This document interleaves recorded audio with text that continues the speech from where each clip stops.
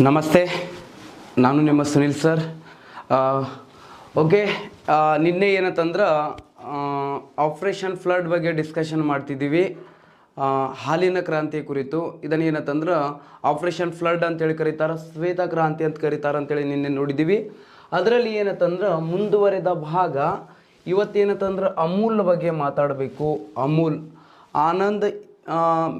Anand Nagar union milk limited ಅಂತೇಳಿ ಕರಿತೀವಿ ಅಮೂಲ್. ಹಾಗಾದರೆ ಅಮೂಲ್ ನೋಡ್ರಿ, ಅಮೂಲ್ ಫುಲ್ ಫಾರ್ಮ್ ಕೂಡ ಕೇಳ್ತಾರೆ ನಿಮಗೆ. ಅಮೂಲ್ ಫುಲ್ ಫಾರ್ಮ್ ಏನಪ್ಪ ಅಂತ ಕೇಳಿದ್ರೆ Anand Nagar milk union limited ಅಂತೇಳಿ ಕರಿತೀವಿ.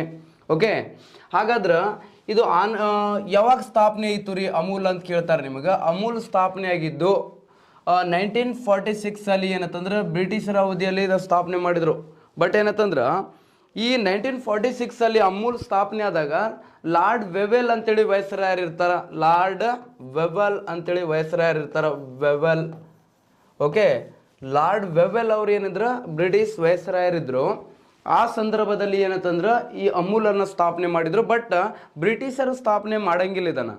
ಓಕೆ, ಅಮೂಲ್ ಕೇಂದ್ರ ಕಚೇರಿ ಯಾರು ಸ್ಥಾಪನೆ ಮಾಡಿದ್ರು ಅಂತಂದ್ರೆ ವರ್ಗೀಸ್ ಕುರಿಯನ್ ಮತ್ತು ಟಿ.ಕೆ. ಪಟೇಲ್ ಅಂತೇಳಿ ಸ್ಥಾಪನೆ ಮಾಡ್ತಾರ. ಓಕೆ, ಇದು ಏನಂತಂದ್ರೆ ಒಂದು ಖಾಸಗಿ ಒಂದು ಒಕ್ಕೂಟ ಆಗಿತ್ತು. ಇದು ಒಂದು ಯೂನಿಯನ್ ಆಗಿತ್ತು. ಗೌರ್ಮೆಂಟ್ ಅಧೀನದಲ್ಲಿ ಇರಲಿಲ್ಲ, ಖಾಸಗಿ ಅವರ ಒಡೆತನದಲ್ಲಿ ಇತ್ತು ಇದು ಮೊದಲ. ರೈಟ್, ನೋಡಿ ಇದರ ಕೇಂದ್ರ ಕಚೇರಿಯಲ್ಲಿ ಕಂಡು ಬರ್ತಿತ್ತು ಅಂತ ಕೇಳಿದ್ರೆ ಗುಜರಾತ್ನ ಆನಂದ ನಗರ ಒಳಗೆ ಕಂಡು ಬರ್ತದ. ಗುಜರಾತಿನ ಆನಂದ ನಗರ ಒಳಗೆ ಇದರ ಕೇಂದ್ರ ಕಚೇರಿ ಹೆಡ್ ಕ್ವಾರ್ಟರ್ ಕಂಡು ಬರ್ತಿತ್ತು ಅಂತ ಕೇಳಿದ್ರೆ ಗುಜರಾತ್ನ ಆನಂದ್ ನಗರದಲ್ಲಿ ಕಂಡು ಬರುತ್ತೆ. ಓಕೆ, ಇನ್ನು ವಿಶೇಷತೆ ಏನ್ರಿ ಇದರದ್ದು ವಿಶೇಷತೆ ಅಂತೇಳಿ ಕೇಳಿದ್ರೆ ಇದು ಭಾರತದ ಅತಿ ದೊಡ್ಡ ಹಾಲು ಉತ್ಪಾದಕರ ಒಕ್ಕೂಟ ಆಗಿದೆ. ಓಕೆ, ಇದು ಏನಂದ್ರೆ ಅತಿ ದೊಡ್ಡ ಭಾರತದ ಒಂದು ಮಿಲ್ಕ್ ಯೂನಿಯನ್ ಆಗಿದೆ. ಇದು ಅತಿ ದೊಡ್ಡ ಹಾಲು ಉತ್ಪಾದಕರ ಒಕ್ಕೂಟ ಯಾವುದು ಅಂತ ಕೇಳಿದ್ರೆ ಅಮೂಲ್ ಆಗಿದೆ ಅಂತೇಳಿ ಹೇಳ್ಬೋದು. ಅಮೂಲ್. ಓಕೆ, ಅಮೂಲ್ನಲ್ಲಿ ಏನಂತಂದ್ರೆ ಅಮೂಲ್ ಹಾಲು, ಬೆಣ್ಣೆ, ತುಪ್ಪ, ಮೊಸರು, ಓಕೆ, ಅಮೂಲ್ ಐಸ್ ಕ್ರೀಮ್ ಎಲ್ಲ ಪ್ರಾಡಕ್ಟನ್ನು ನೋಡ್ತೀವಿ ನಾವು ಅಮೂಲಿಂದ. ಸರಿನಾ? ರೈಟ್. ಇದಾದ ನಂತರ ನೆಕ್ಸ್ಟ್ ನಮ್ಮ ಕರ್ನಾಟಕದ ಕೂಡ ಏನಂತಂದ್ರೆ ಇನ್ನೊಂದಿದೆ. ಕರ್ನಾಟಕದ ಯಾವುದಿದೆ ರೀ ಅಂತ ಕೇಳಿದ್ರೆ ಕರ್ನಾಟಕದ ಏನಂತಂದ್ರೆ ನೆಕ್ಸ್ಟ್ ನಮ್ಮ ಕರ್ನಾಟಕದ ನೋಡಿದಾಗ ಏನಂತಂದ್ರೆ KMF ಅಂತೇಳಿ ಬರುತ್ತೆ. ಯಾವುದು? KMF ಅಂತೇಳಿ ಬರುತ್ತೆ. ಹಾಗಾದ್ರೆ ಕರ್ನಾಟಕದ ಯಾವುದು KMF ಅಂತ ಕಂಡು ಬರ್ತದ? ಆಲ್ರೆಡಿ ಸಿ ಗ್ರೂಪಲ್ಲಿ ಕ್ವಶನ್ ಆಗಿರುವಂಥದ್ದು. ಯಾವುದಿದೆ ರೀ ಕರ್ನಾಟಕದ ಅಂತ ಕೇಳಿದ್ರೆ ಕರ್ನಾಟಕದ ನೋಡಿದಾಗ ನಾವು ನಮ್ಮ ಕರ್ನಾಟಕದ ಏನಂತಂದ್ರೆ ಕರ್ನಾಟಕ KMF ಅಂತೇಳಿ ಕಂಡು ಬರ್ತದೆ. KMF ಅಂತಂದ್ರೆ ಕರ್ನಾಟಕ ನೋಡ್ರಿ, ಕರ್ನಾಟಕದ ಯಾವುದಂತಂದ್ರೆ KMF, ಕರ್ನಾಟಕ ಮಿಲ್ಕ್ ಫೆಡರೇಷನ್ ಅಂತೇಳಿ ಬರುವಂಥದ್ದು. ಕರ್ನಾಟಕ ಮಿಲ್ಕ್ ಫೆಡರೇಷನ್ ಅಂತೇಳಿ. ಹಾಗಾದರೆ ಇದು ಸ್ಥಾಪನೆ ಆಗಿದ್ದು 1974 ಸ್ಥಾಪನೆ ಆಗಿರುವಂಥದ್ದು. ಓಕೆ, ಇದು ಏನಪ್ಪ ವಿಶೇಷತೆ ಏನಂತಂದ್ರೆ ಇದೊಂದು ಹಾಲು ಉತ್ಪಾದಕರ ಒಕ್ಕೂಟ, ಮಿಲ್ಕ್ ಯೂನಿಯನ್ ಇದು ಒಂದು ಕೂಡ. ಹಾಗಾದ್ರೆ ಇದು ಸ್ಥಾಪನೆ ಆಗಿದ್ದು ಬೆಂಗಳೂರಿನಲ್ಲಿ ಏನಂತಂದ್ರೆ ಇದರ ಕೇಂದ್ರ ಕಚೇರಿ ಐತಿ ಮತ್ತು ಸ್ಥಾಪನೆ ಆಗಿದ್ದು ಕೂಡ ಏನಂತಂದ್ರೆ ಬೆಂಗಳೂರಿನಲ್ಲೇ 1974 ಇದನ್ನು ಸ್ಥಾಪನೆ ಮಾಡ್ತಾರ. ಓಕೆ, ಇದರ ಹೆಡ್ ಕ್ವಾರ್ಟರ್ ಇರೋದು ಸಹ ಏನಂತಂದ್ರೆ ಬೆಂಗಳೂರಿನಲ್ಲಿ. ನೆಕ್ಸ್ಟ್ ಏನಂತಂದ್ರೆ ಪ್ರಸ್ತುತ ಇದರ ಅಧ್ಯಕ್ಷರು ಒಬ್ಬರು ಏನಂತಂದ್ರೆ ಅಧ್ಯಕ್ಷರು ಇರ್ತಾರೆ ಇದಕ್ಕೆ. ಇದರ ಅಧ್ಯಕ್ಷರು ಯಾರಾದ್ರ ಪ್ರೆಸೆಂಟ್ ಏನಂದ್ರೆ ಚೇರ್ಪರ್ಸನ್ ಇರೋರು ಯಾರು ಅಂತ ಕೇಳಿದ್ರೆ ಬಾಲಚಂದ್ರ ಜಾರಕಿಹೊಳಿ ಅಂತ ಹೇಳಿ ಇರ್ತಾರ. ಓಕೆ, ಜಾರಕಿಹೊಳಿ ಅಂತೇಳಿ ಕರಿತೀವಿ. ಪ್ರಸ್ತುತ ಏನಂತಂದ್ರೆ ಇದ್ರ ಏನಂತಂದ್ರೆ ಚೇರ್ಪರ್ಸನ್ ಇರೋರು. ನೆಕ್ಸ್ಟ್ ವಿಶೇಷತೆ ಇದೇ ಏನಂತಂದ್ರೆ ನಿಮ್ಗೆ ಸಿ ಗ್ರೂಪಲ್ಲಿ ಕ್ವಶನ್ ಕೇಳಿರುವಂಥದ್ದು. ಏನಂತ ಕೇಳಿದ್ರು ಅಂತಂದ್ರೆ ಇದು ಏನಂತಂದ್ರೆ ಭಾರತದ 2ನೇ ಅತಿ ದೊಡ್ಡ ಹಾಲು ಉತ್ಪಾದಕರ ಒಕ್ಕೂಟ ಆಗಿದೆ. ಪ್ರಸ್ತುತ ಭಾರತದ 2ನೇ ಅತಿ ದೊಡ್ಡ ಹಾಲು ಉತ್ಪಾದಕರ ಒಕ್ಕೂಟ ಯಾವುದು ಅಂತ ಕೇಳಿದ್ರ. ಓಕೆ, ಇದರದ ಪ್ರಾಡಕ್ಟ್ ನೇಮ್ ಏನಂತ ಕೇಳಿದ್ರ ಇದರ ಪ್ರಾಡಕ್ಟ್ ನೇಮ್ ಏನಂತ ಕೇಳಿದ್ರೆ ನಂದಿನಿ ಇರೋದನ್ನು ನಾವು ನೋಡ್ತೀವಿ. ಯಾವುದು? ನಂದಿನಿ. ಇದರ ಏನಂತಂದ್ರೆ ಪ್ರಾಡಕ್ಟ್ ನೇಮ್ ಅಂತೇಳಿ ಕರಿತೀವಿ ನಂದಿನಿ. ಓಕೆ, ಓಕೆ, ಇಷ್ಟು ಗೊತ್ತಿರಬೇಕು ನಿಮಗೆ. ಸರಿನಾ? ನಂದಿನಿ ಹಾಲು, ಐಸ್ ಕ್ರೀಮ್, ಮೊಸರು ಎಲ್ಲ ಏನಂದ್ರೆ ಪ್ರಾಡಕ್ಟನ್ನು ನೀವು ನೋಡ್ತಿರ್ತೀವಿ ನಾವು. ಯಾವ್ದು ಇರ್ಬೋದಪ್ಪ ಅಂತೇಳಿ ಕೇಳಿದ್ರೆ ನೆಕ್ಸ್ಟ್ ಏನಂತಂದ್ರೆ ಇಲ್ಲಿಗೆ ನಿಮ್ಗೆ ಏನಂತಂದ್ರೆ ಈ ಕ್ರಾಂತಿ ಮುಗೀತದ. ಯಾವುದು? ವೈಟ್ ರೆವಲ್ಯೂಷನ್ ಮುಗೀತದ. ನೆಕ್ಸ್ಟ್ ಯಾವ ರೆವಲ್ಯೂಷನ್ ಅಂತ ಕೇಳಿದ್ರೆ ಬೆಳ್ಳಿ ಕ್ರಾಂತಿ ಅಂತೇಳಿ ಬರುವಂಥದ್ದು. ಬೆಳ್ಳಿ ಕ್ರಾಂತಿ ಅಥವಾ ರಜತ್ ಕ್ರಾಂತಿ ಅಂತಂದ್ರೆ ಒಂದೇ. ಇದನ್ನು ಸಿಲ್ವರ್ ರೆವಲ್ಯೂಷನ್ ಅಂತ ಕೇಳಿ ಕರೀತಾರೆ. ಇದನ್ನು ಯಾವ ರೆವಲ್ಯೂಷನ್ ಅಂತ ಕರೀತಾರ? ಸಿಲ್ವರ್ ರೆವಲ್ಯೂಷನ್ ಅಂತ ಕರೀತಾರ. ಯಾವ ರೆವಲ್ಯೂಷನ್? ಸಿಲ್ವರ್ ರೆವಲ್ಯೂಷನ್ ಅಂತ ಕರೀತಾರ. ಹಾಗಾದ್ರೆ ಈ ಬೆಳ್ಳಿ ಕ್ರಾಂತಿಯ ಪಿತಾ ಅಂತಂದ್ರೆ ಓಕೆ, ಇದನ್ನ ಏನ್ರ ಮದರ್ ಆಫ್ ಸಿಲ್ವರ್ ರೆವಲ್ಯೂಷನ್ ಅಂತೇಳಿ ಯಾರನ್ನು ಕರೀತಾರ ಅಂತ ಕೇಳಿದ್ರ ಇಂದಿರಾ ಗಾಂಧಿ ಅವರನ್ನು ಕರೀತಾರ. ಇಂದಿರಾ ಗಾಂಧಿ ಅವರನ್ನು ಮದರ್ ಆಫ್ ಸಿಲ್ವರ್ ರೆವಲ್ಯೂಷನ್ ಅಂತೇಳಿ ಕರೆಯಲಾಗ್ತದ. ನೆಕ್ಸ್ಟ್ ಉದ್ದೇಶ ಏನ್ರಿ ಅಂತ ಕೇಳಿದ್ರ ಈ ಸಿಲ್ವರ್ ರೆವಲ್ಯೂಷನ್ ಏನು ಮುಖ್ಯ ಉದ್ದೇಶ ಇದೆ ಅಂತಂದ್ರೆ ಮೊಟ್ಟೆಗಳ ಕೋಳಿಯ ಮೊಟ್ಟೆ, ಅದರೊಳಗೆ ಕೋಳೆಯ ಮೊಟ್ಟೆಗಳ ಉತ್ಪಾದನೆಯಲ್ಲಿ ಹೆಚ್ಚಳ ಸಾಧಿಸುವುದೇ ಇದರ ಮುಖ್ಯ ಉದ್ದೇಶ ಆಗಿರ್ತದ. ಕೋಳಿಯ ಮೊಟ್ಟೆಗಳಲ್ಲಿ ಮೊಟ್ಟೆಗಳ ಉತ್ಪಾದನೆಯಲ್ಲಿ ಹೆಚ್ಚಳ ಸಾಧಿಸುವುದಾಗಿದೆ ರೀ, ಸರಿನಾ. ನೆಕ್ಸ್ಟ್ ಏನಂದ್ರೆ ನಿಮ್ಗೆ IAS ಕೂಡ ಏನಂದ್ರೆ ಕ್ವಶನ್ ಕೇಳ್ಯಾರಿ, ಕೋಳಿಗಳು ತಮ್ಮ ಮೊಟ್ಟೆಗೆ ಕಾವನ್ನು ಕೊಟ್ಟಿದ ನಂತರ ಎಷ್ಟು ದಿನಗಳ ನಂತರ ಮರಿಗಳು ಮೊಟ್ಟೆಯಿಂದ ಹೊರ ಬರುತ್ತವೆ ಅಂತೇಳಿ ಕ್ವಶನ್ ಕೇಳಿದ್ರು. ಸೊ ಅದಕ್ಕೇನಂತಂದ್ರೆ ಎಷ್ಟು 3 ವೀಕ್ಸ್ ನಂತರ, ಎಷ್ಟು ವೀಕ್ 3 ವೀಕ್ ಅಂತಂದ್ರೆ 3 ತಿಂಗಳ ನಂತರ ಮೊಟ್ಟೆಗಳಿಂದ ಏನಂತಂದ್ರೆ ಮರಿಗಳು ಹೊರ ಬರ್ತವೆ. ಓಕೆ, 3 ವೀಕ್ ಇರಲಿಲ್ಲ ಅಂತಂದ್ರೆ ನಿಮ್ಗೆ ಗೊತ್ತಿರೋ ಹಾಗೆ ಏನಂತಂದ್ರೆ 21 ಡೇಸ್ ಅಂತೇಳಿ ಕೊಟ್ಟಿರ್ತಾನ. 21 ಡೇಸ್ ಕೊಟ್ಟಿದ್ರೆ 21 ಡೇಸ್ ಹಾಕ್ರಿ, ಇಲ್ಲ 3 ವೀಕ್ಸ್ ಅಂತೇಳಿ ಕೊಟ್ಟರೆ 3 ವೀಕ್ಸ್ ಅಂತೇಳಿ ಹಾಕಬೇಕು, ರೈಟ್. ಹಾಗಾದ್ರೆ ಪ್ರಪಂಚದಲ್ಲೇ ಅತಿ ಹೆಚ್ಚು ಮೊಟ್ಟೆಗಳನ್ನು ಉತ್ಪಾದಿಸುವಂಥ ದೇಶ ಯಾವುದಾದ ರೀ, ಹೈಯೆಸ್ಟ್ ಎಗ್ಗನ್ನು ಯಾವ ದೇಶದಲ್ಲಿ ಉತ್ಪಾದನೆ ಮಾಡಲಾಗ್ತದ ಅಂತ. ಹಾಗಾದ್ರೆ ಅದರಲ್ಲಿ ಒಂದೇದಿದೆ ರೀ ಚೀನಾ ಅಂತೇಳಿದೆ. ಚೀನಾದಲ್ಲಿ ಏನಂತಂದ್ರೆ ಅತಿ ಹೆಚ್ಚು ಏನಂತಂದ್ರೆ ಮೊಟ್ಟೆಗಳನ್ನು ಉತ್ಪಾದನೆ ಮಾಡಲಾಗ್ತದ. ಓಕೆ, ಎರಡನೇ ದೇಶ ಯಾವುದ್ರಿ ಅಂತ ಕೇಳಿದ್ರೆ ಅಮೇರಿಕಾ ದೇಶ ಹೈಯೆಸ್ಟ್ ಏನಂತಂದ್ರೆ ಎರಡನೇ ದೇಶ ಅಮೇರಿಕಾ. ಚೀನಾದಲ್ಲಿ ಯಾಕಂತಂದ್ರೆ ಅಲ್ಲಿ ಪಾಪ್ಯುಲೇಷನ್ ಜಾಸ್ತಿ ಅದ ರೀ, ಮತ್ತೇನಂದ್ರೆ ಆಹಾರಕ್ಕೆ ಏನಂತಂದ್ರೆ ಸಮತೋಲನ ಕಾಪಾಡಬೇಕು. ಓಕೆ, ಅದಕ್ಕೆ ಏನಂತಂದ್ರೆ ಆಹಾರದ ಸಮಸ್ಯೆಯನ್ನು ಬಗೆಹರಿಸ್ಬೇಕಂತೇಳಿ ಉದ್ದೇಶದಿಂದ ಮೊಟ್ಟೆನ ಜಾಸ್ತಿ ಬಳಸ್ಕೊಳ್ತಿರ್ತಾರೆ. ಥರ್ಡ್ ಅಲ್ಲಿ ಇದೆ ರೀ ಭಾರತ. ಓಕೆ, ಮೊಟ್ಟೆ ಉತ್ಪಾದನೆಯಲ್ಲಿ ಭಾರತ ಎಷ್ಟನೇ ಸ್ಥಾನದಲ್ಲಿ ಅಂತ ಕೇಳಿದ್ರೆ 3ನೇ ಸ್ಥಾನ. ಎಷ್ಟನೇ ಸ್ಥಾನದಲ್ಲಿ ಇದೆ ಭಾರತ? 3ನೇ ಸ್ಥಾನದಲ್ಲಿ ಏನಂತಂದ್ರೆ ಕಂಡು ಬರುತ್ತೆ ಭಾರತ. ನೆಕ್ಸ್ಟ್ ಏನಂತಂದ್ರೆ ಭಾರತದಲ್ಲಿ ಅತಿ ಹೆಚ್ಚು ಮೊಟ್ಟೆಗಳನ್ನು ಉತ್ಪಾದಿಸುವ ರಾಜ್ಯಗಳು ಯಾವುದವ್ರಿ? ಹಾಗಾದ್ರೆ ಭಾರತದಲ್ಲಿ ಅತಿ ಹೆಚ್ಚು ಮೊಟ್ಟೆಗಳನ್ನು ಉತ್ಪಾದಿಸುವ ರಾಜ್ಯಗಳು ಯಾವುದು ಅಂತ ಕೇಳಿದ್ರೆ ಒಂದೇದಿದೆ ರೀ ತಮಿಳುನಾಡು. ಯಾವುದು? ತಮಿಳುನಾಡು ಅತಿ ಹೆಚ್ಚು ಏನ್ರಿ ಮೊಟ್ಟೆಗಳನ್ನು ಉತ್ಪಾದಿಸುವಂಥ ರಾಜ್ಯಗಳ ಸಾಲಿನಲ್ಲಿ ತಮಿಳುನಾಡು ಮೊದಲನೇ ಸ್ಥಾನದಲ್ಲಿದೆ. ಎರಡನೇ ರಾಜ್ಯ ಯಾವುದು ಅಂತ ಕೇಳಿದ್ರೆ ಮಹಾರಾಷ್ಟ್ರ. ಒಂದನೇದು ತಮಿಳುನಾಡು ಇರೋದು, ಎರಡನೇದು ಮಹಾರಾಷ್ಟ್ರ.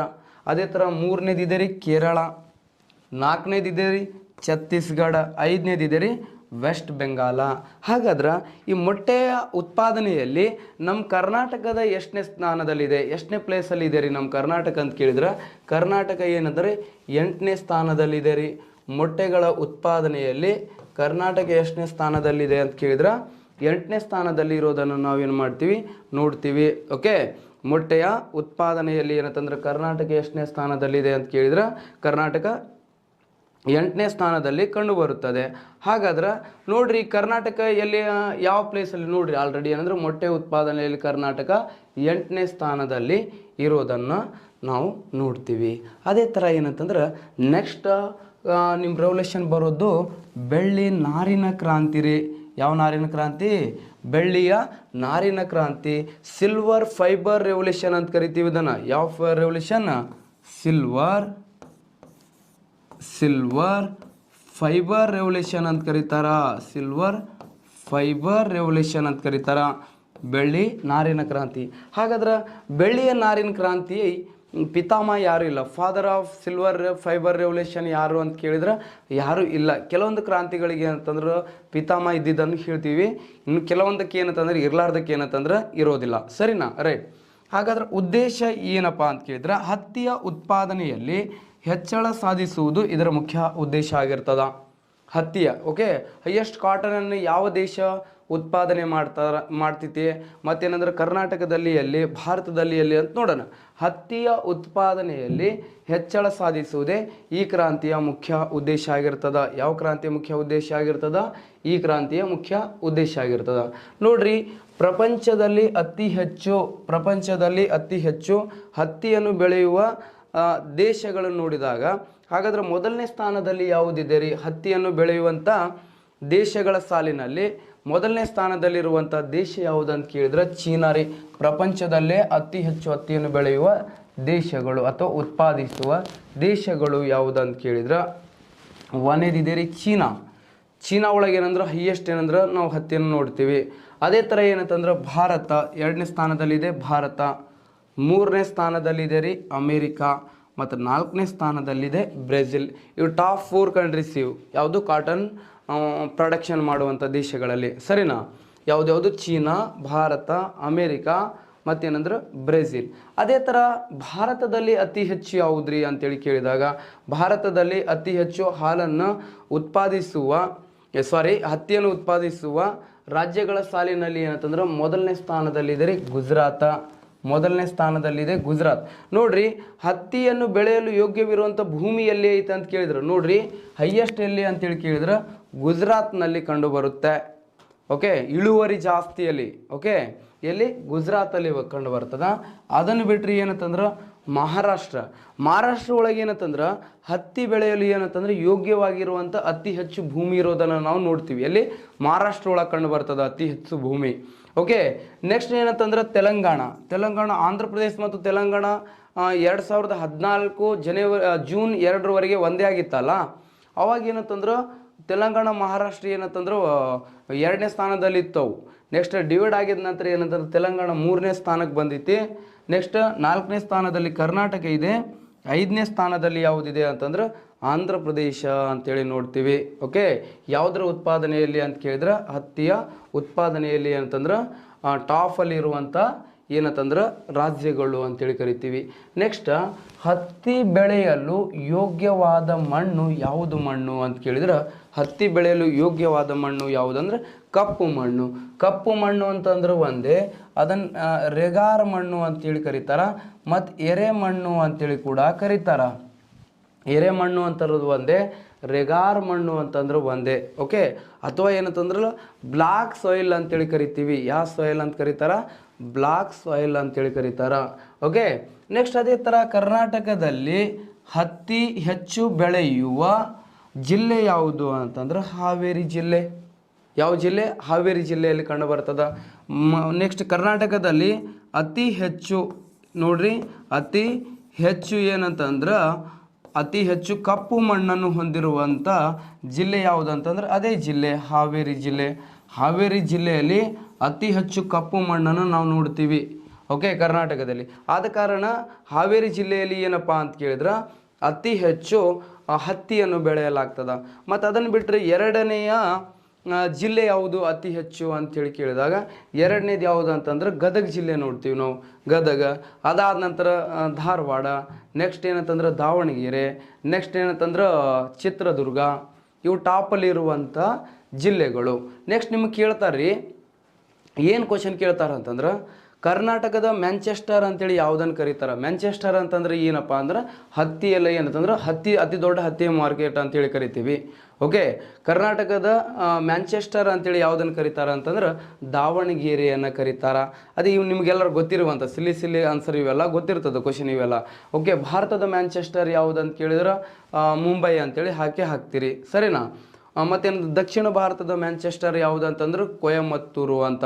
ಓಕೆ, ಇವೆಲ್ಲ ಏನಂತಂದ್ರೆ ಈಸಿ ಆಗಿರುವಂಥದ್ದು, ಪ್ರತಿಯೊಬ್ಬರು ಆನ್ಸರ್ ಮಾಡ್ತಾರ. ನೋಡ್ರಿ, ಪ್ರತಿ ವರ್ಷ ಆಗಸ್ಟ್ 8ರಂದು ಭಾರತದಲ್ಲಿ ಜವಳಿ ದಿನ ಅಂತೇಳಿ ಆಚರಣೆ ಮಾಡ್ತಾರ. ಓಕೆ, ಕಾಟನ್ ಡೇ ಅಂತೇಳಿ ಕೂಡ ಕರಿತೀವಿ ಇದನ್ನು, ಜವಳಿ ದಿನ ಅಂತೇಳಿ ಆಚರಣೆ ಮಾಡ್ತಾರ. ಅದೇ ಥರ ಏನಂತಂದ್ರೆ ಪ್ರತಿ ವರ್ಷ ಆಗಸ್ಟ್ 7ಕ್ಕೆ ರಾಷ್ಟ್ರೀಯ ಕೈಮಗ್ಗ ದಿನ ಅಂತೇಳಿ ಆಚರಣೆ ಕೂಡ ಮಾಡ್ತಾರೆ. ಯಾವ ದಿನ? ರಾಷ್ಟ್ರೀಯ ಕೈಮಗ್ಗ ದಿನ. ರಾಷ್ಟ್ರೀಯ ಕೈಮಗ್ಗ ದಿನ ಅಂತೇಳಿ ಆಚರಣೆ ಮಾಡ್ತಾರೆ. ರಾಷ್ಟ್ರೀಯ ಯಾವ ದಿನ ಅಂತೇಳಿ ಆಚರಣೆ ಮಾಡ್ತಾರ? ಕೈಮಗ್ಗ ದಿನ ಅಂತೇಳಿ ಆಚರಣೆ ಮಾಡ್ತಾರ. ಮತ್ತೇನಂತಂದ್ರೆ ಆಗಸ್ಟ್ 7ಕ್ಕೆ ಒಂದು ವಿಶೇಷತೆ ಇದೆ. ರಾಷ್ಟ್ರೀಯ ಜಾವ್ಲಿನ್ ಡೇ ಅಂತೇಳಿ ಆಚರಣೆ, ನ್ಯಾಷನಲ್ ಜಾವ್ಲಿನ್ ಡೇ ಅಂತೇಳಿ ಕೂಡ ಆಚರಣೆ ಮಾಡ್ತಾರೆ. ಯಾಕಂದರೆ ಮೊನ್ನೆ ಏನಂತಂದ್ರೆ ಜಪಾನ್ನ ಟೋಕಿಯೋಲ್ಲಿ ಒಲಿಂಪಿಕ್ಸ್ ಪದಕವನ್ನು ಗೆದ್ಕೊಂಡು ಬಂದ್ರಲ್ಲ ಯಾರು? ನಮ್ಮ ಚೋಪ್ರಾ ಸಾಹೇಬರು. ಸೊ ಅದಕ್ಕೇನಂತಂದ್ರೆ ಪ್ರತಿ ವರ್ಷ ಅವ್ರು ಜಾವ್ಲಿನ್ ಒಗ್ದಿದ್ದ ದಿನ ಅದು. ಓಕೆ, ಬಂಗಾರ ಪದಕ ಗೆದ್ದಿದ್ದ ದಿನ. ಸೊ ಅದರ ನೆನಪಿಗಾಗಿ ಅಂದ್ರೆ ಆಗಸ್ಟ್ 7ಕ್ಕೆ ಏನಂತಂದ್ರೆ ರಾಷ್ಟ್ರೀಯ ಜಾವ್ಲಿನ್ ದಿನ ಅಂತೇಳಿ ಕೂಡ ಆಚರಣೆ ಮಾಡ್ತೀವಿ ನಾವು. ಇದು ಒಂದು ನೆನಪಿಟ್ಕೊಳ್ಬೇಕು, GK ರಿಲೇಟೆಡ್ ಆಗಿರುವಂಥದ್ದು, ರೈಟ್? ಇದಾದ ನಂತರ ನೆಕ್ಸ್ಟ್ ಕ್ರಾಂತಿ ನೋಡ್ರಿ.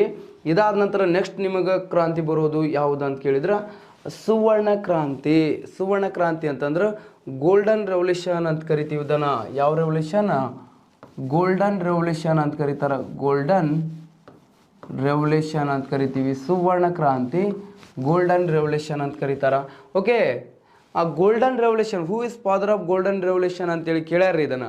ಓಕೆ, ಸುವರ್ಣ ಕ್ರಾಂತಿಯ ಪಿತಾಮಹ ಯಾರು ಅಂತ ಕೇಳಿದ್ರೆ ನಿರ್ಪಾಕ್ ತುತೇಜ್ ಅಂತೇಳಿ ಅದಾರ. ಯಾರಿದಾರ? ನಿರ್ಪಾಕ್ ತುತೇಜ್ ಅವರನ್ನ ಸುವರ್ಣ ಕ್ರಾಂತಿಯ ಪಿತಾಮಹ ಅಂತೇಳಿ ಕರೀತಾರ. ಹಾಗಾದ್ರೆ ಉದ್ದೇಶ ಏನಂತಂದ್ರೆ ತೋಟಗಾರಿಕಾ ಉತ್ಪನ್ನಗಳ ಉತ್ಪಾದನೆಯಲ್ಲಿ ಹೆಚ್ಚಳ ಸಾಧಿಸುವುದಾಗಿದೆ. ತೋಟಗಾರಿಕಾ ಉತ್ಪನ್ನಗಳಲ್ಲಿ ನೋಡ್ರಿ, ತೋಟಗಾರಿಕಾ ಉತ್ಪನ್ನಗಳ ಓಕೆ, ತೋಟಗಾರಿಕಾ ಉತ್ಪನ್ನಗಳ ಬಗ್ಗೆ ಅಧ್ಯಯನ ಮಾಡುವ ಶಾಸ್ತ್ರವನ್ನು ಹಾರ್ಟಿಕಲ್ಚರ್ ಅಂತೇಳಿ ಕರೀತಾರ. ಹಾರ್ಟಿಕಲ್ಚರ್ ಅಂತೇಳಿ ಕರೀತಾರ. ಹಾರ್ಟಿಕಲ್ಚರ್ ಅಂತೇಳಿ ಕರೀತಾರ. ಹಾರ್ಟಿಕಲ್ಚರ್ ಅಂತಂದ್ರೆ ತೋಟಗಾರಿಕಾ ಉತ್ಪನ್ನಗಳ ಉತ್ಪಾದನೆಯಲ್ಲಿ ಹೆಚ್ಚಳ ಸಾಧಿಸುವುದಾಗಿದೆ. ಓಕೆ, ತೋಟ ಒಳಗೆ ಏನೇನು ಬೆಳಿತೀವಿ ರೀ?